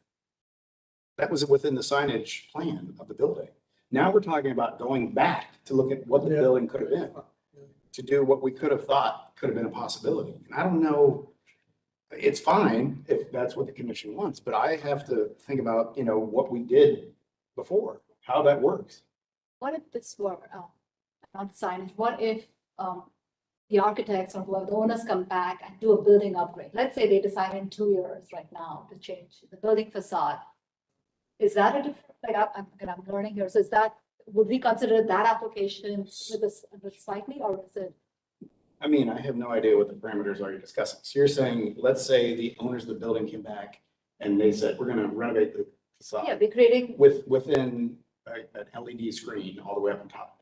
I mean, I don't know, yeah, making that up, would that be a Well, change? now it's marketing, advertising. Now it's signage. So that's a whole different purview. We're not putting new bricks on the side of the building. Now we're putting new signage on. What I'm actually sort of advocating though is there a way to advance modern architecture and meet the middle for something that's here to stay? That this is probably the first of what we're going to see. Columbus, while somebody said, well, this is not Times Square. I mean, Columbus Broadmoor Heights existed and it was approved, right? This is not Broadmoor Heights. Well, years ago, Broad High had light bulbs, about probably 1,500 light bulbs on the sign right there. So, in fact, there's a historic picture somewhere here. There's a story. I feel like, we're within the city of Columbus. I don't know if that necessarily is the same thing. I get where you're going. I also look This is a precedent. we are also though charged with dealing with preservation in the context of change and changing neighborhoods and moving the city forward. Still, there is some latitude in our code that allows for that. And so what I have to ask though is how do you still address changing forms of architecture in a city of today that is not the city that was 20 years ago, let alone 100 years ago? If this were proposed on that tower, I can tell you where my answer would be. I feel like I would be adamant to say like, yeah, it doesn't belong, on the front facade of Lubac or something else. Likewise, though, not to say that, I think about how many National Register buildings I know that are just like Lubac, that have a theater marquee that has gone to this exact digital billboard scenario where it's nothing but big graphics, flashy images, and that's even at the pedestrian level. I would argue that that's just as intensive as the pedestrian or the vehicular scale that this sign is, how it addresses the highway, how similar that is. So I think, outside of their specific case, I think that this is something we probably as a commission need to continue the dialogue on. Because, we could receive a building that's a complete graphic billboard for 30 stories tall. I mean, that's really in reality. Look around the world and see the new forms of architecture that are happening out there. It is a reality. Yeah, and that's what I was saying. What if this building were renovated with that new architectural form? And the Correct. whole thing was just. Right, we wouldn't say that this building was, The some what 50-year-old. if does not come to this, and that's what we're here for. This is the charge. So I'm saying, the interpretation is really important. Let's make sure that as long as whatever we do fits within this, I'm fine with. Well, That's it. That's I- all this is about. I would have to go back to how much of that was followed when we allowed, the AC itself. I mean, obviously there was great latitude and flexibility in allowing a very substantially different architecture to happen on this site. It's new build. That is completely, but it significantly took off the rear ends of historic buildings. Some of, There- oh, But they made Some of them. facades. I mean, there However- was a lot of however, flexibility there. But they're asking to put something on, something that's completely new facing out of the district that's not even impacting those historic facades or those historic Well, buildings. the good news is this is conceptual. Right? Correct. So I offered to move this forward. They did not want to move it forward, so it's still conceptual. It's on the agenda. good concepts. Yeah, I'm not ready to move it forward either. Yeah, even if we need to. I'm still very open-minded on this both ways, and, because I think there's really strong arguments as to why it shouldn't be, and what kind of precedents we're gonna be setting. Even why it should be. I And- mean, there's, and also and I'm not thinking- opposed. I'm just I saying, also think it's, show me how this fits. right, that's where I'm at too. That's it. That's all I want to see how it I fits, don't want a lawsuit. how we can, how we can answer to people that are gonna be sitting there, a year from now and say, you guys allowed it on the AC, you're not allowing it for us. Why? And I want some real answers that I can, feel like I can point to things and say, this is why, this makes sense, and you can do it again. And so my influence is only for what's gonna make that neighborhood and the things that we're charged with making that for. But I would like to see this again with the whole thing, with the AC sign out. And to just see if, that way we don't have the double signs right on top of each other. Because we've never allowed that to have a sign right on top of each other advertised in the same building. I can't think And of even one. so far as if it's a canvas and we're viewing this as a unique canvas, as if Orange Barrel is even willing to forego its own name at the bottom, to me says something that you're about the canvas, you're not about the sign.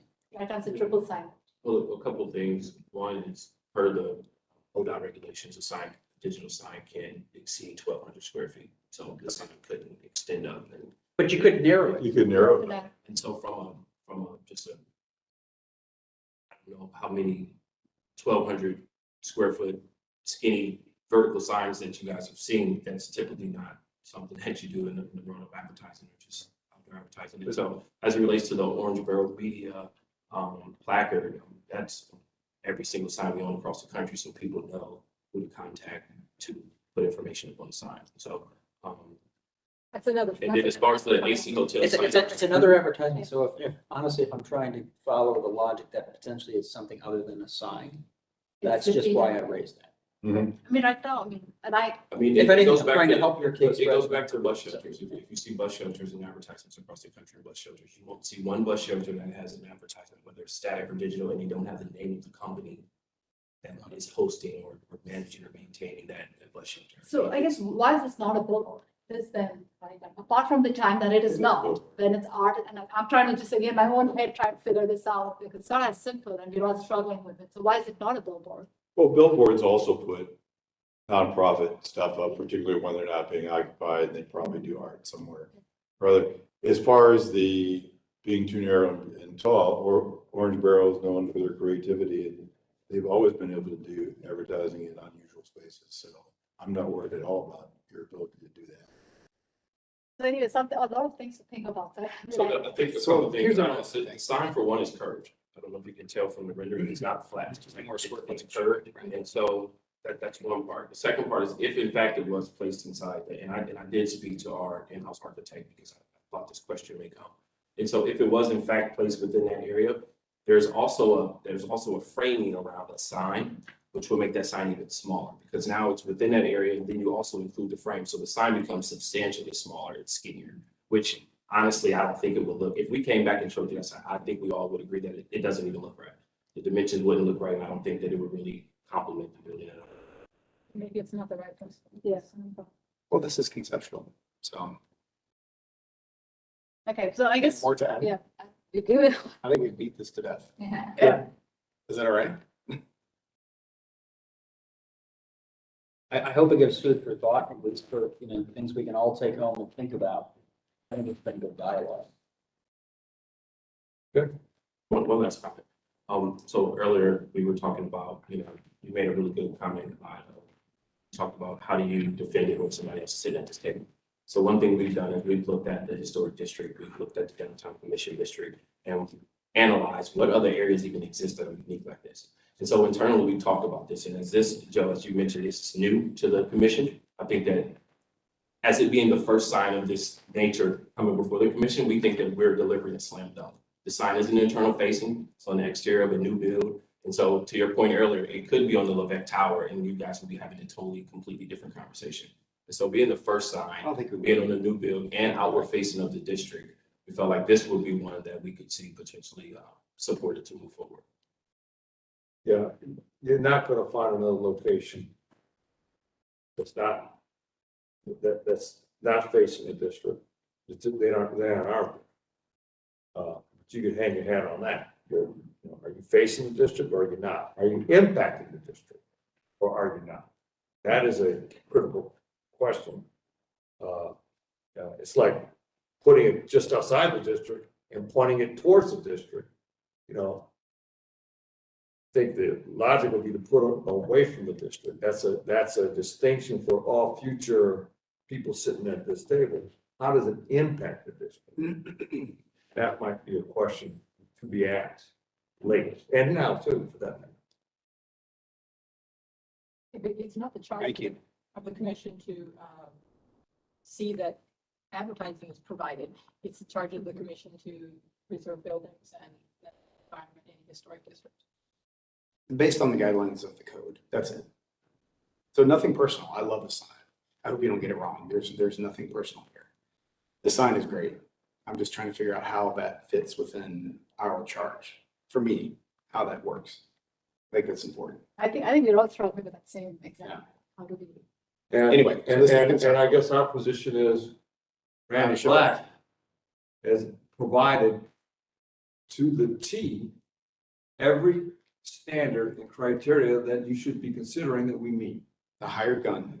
It's not about hired gun. It's the standard, It's it's the about- standard of care it's under which. It we is do a word, this. what it is. Yeah, thank you. All right. Thank you. Yeah, appreciate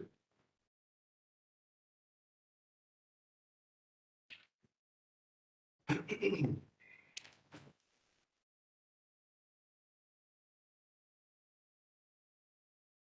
Staff has no new business or old business. Someone else have anything? Anything on the record about? No. Okay. Motion to adjourn? There's motion to adjourn. Is there a second? Second. Motion is second. All those in favor say aye. Aye. Aye. We're adjourned.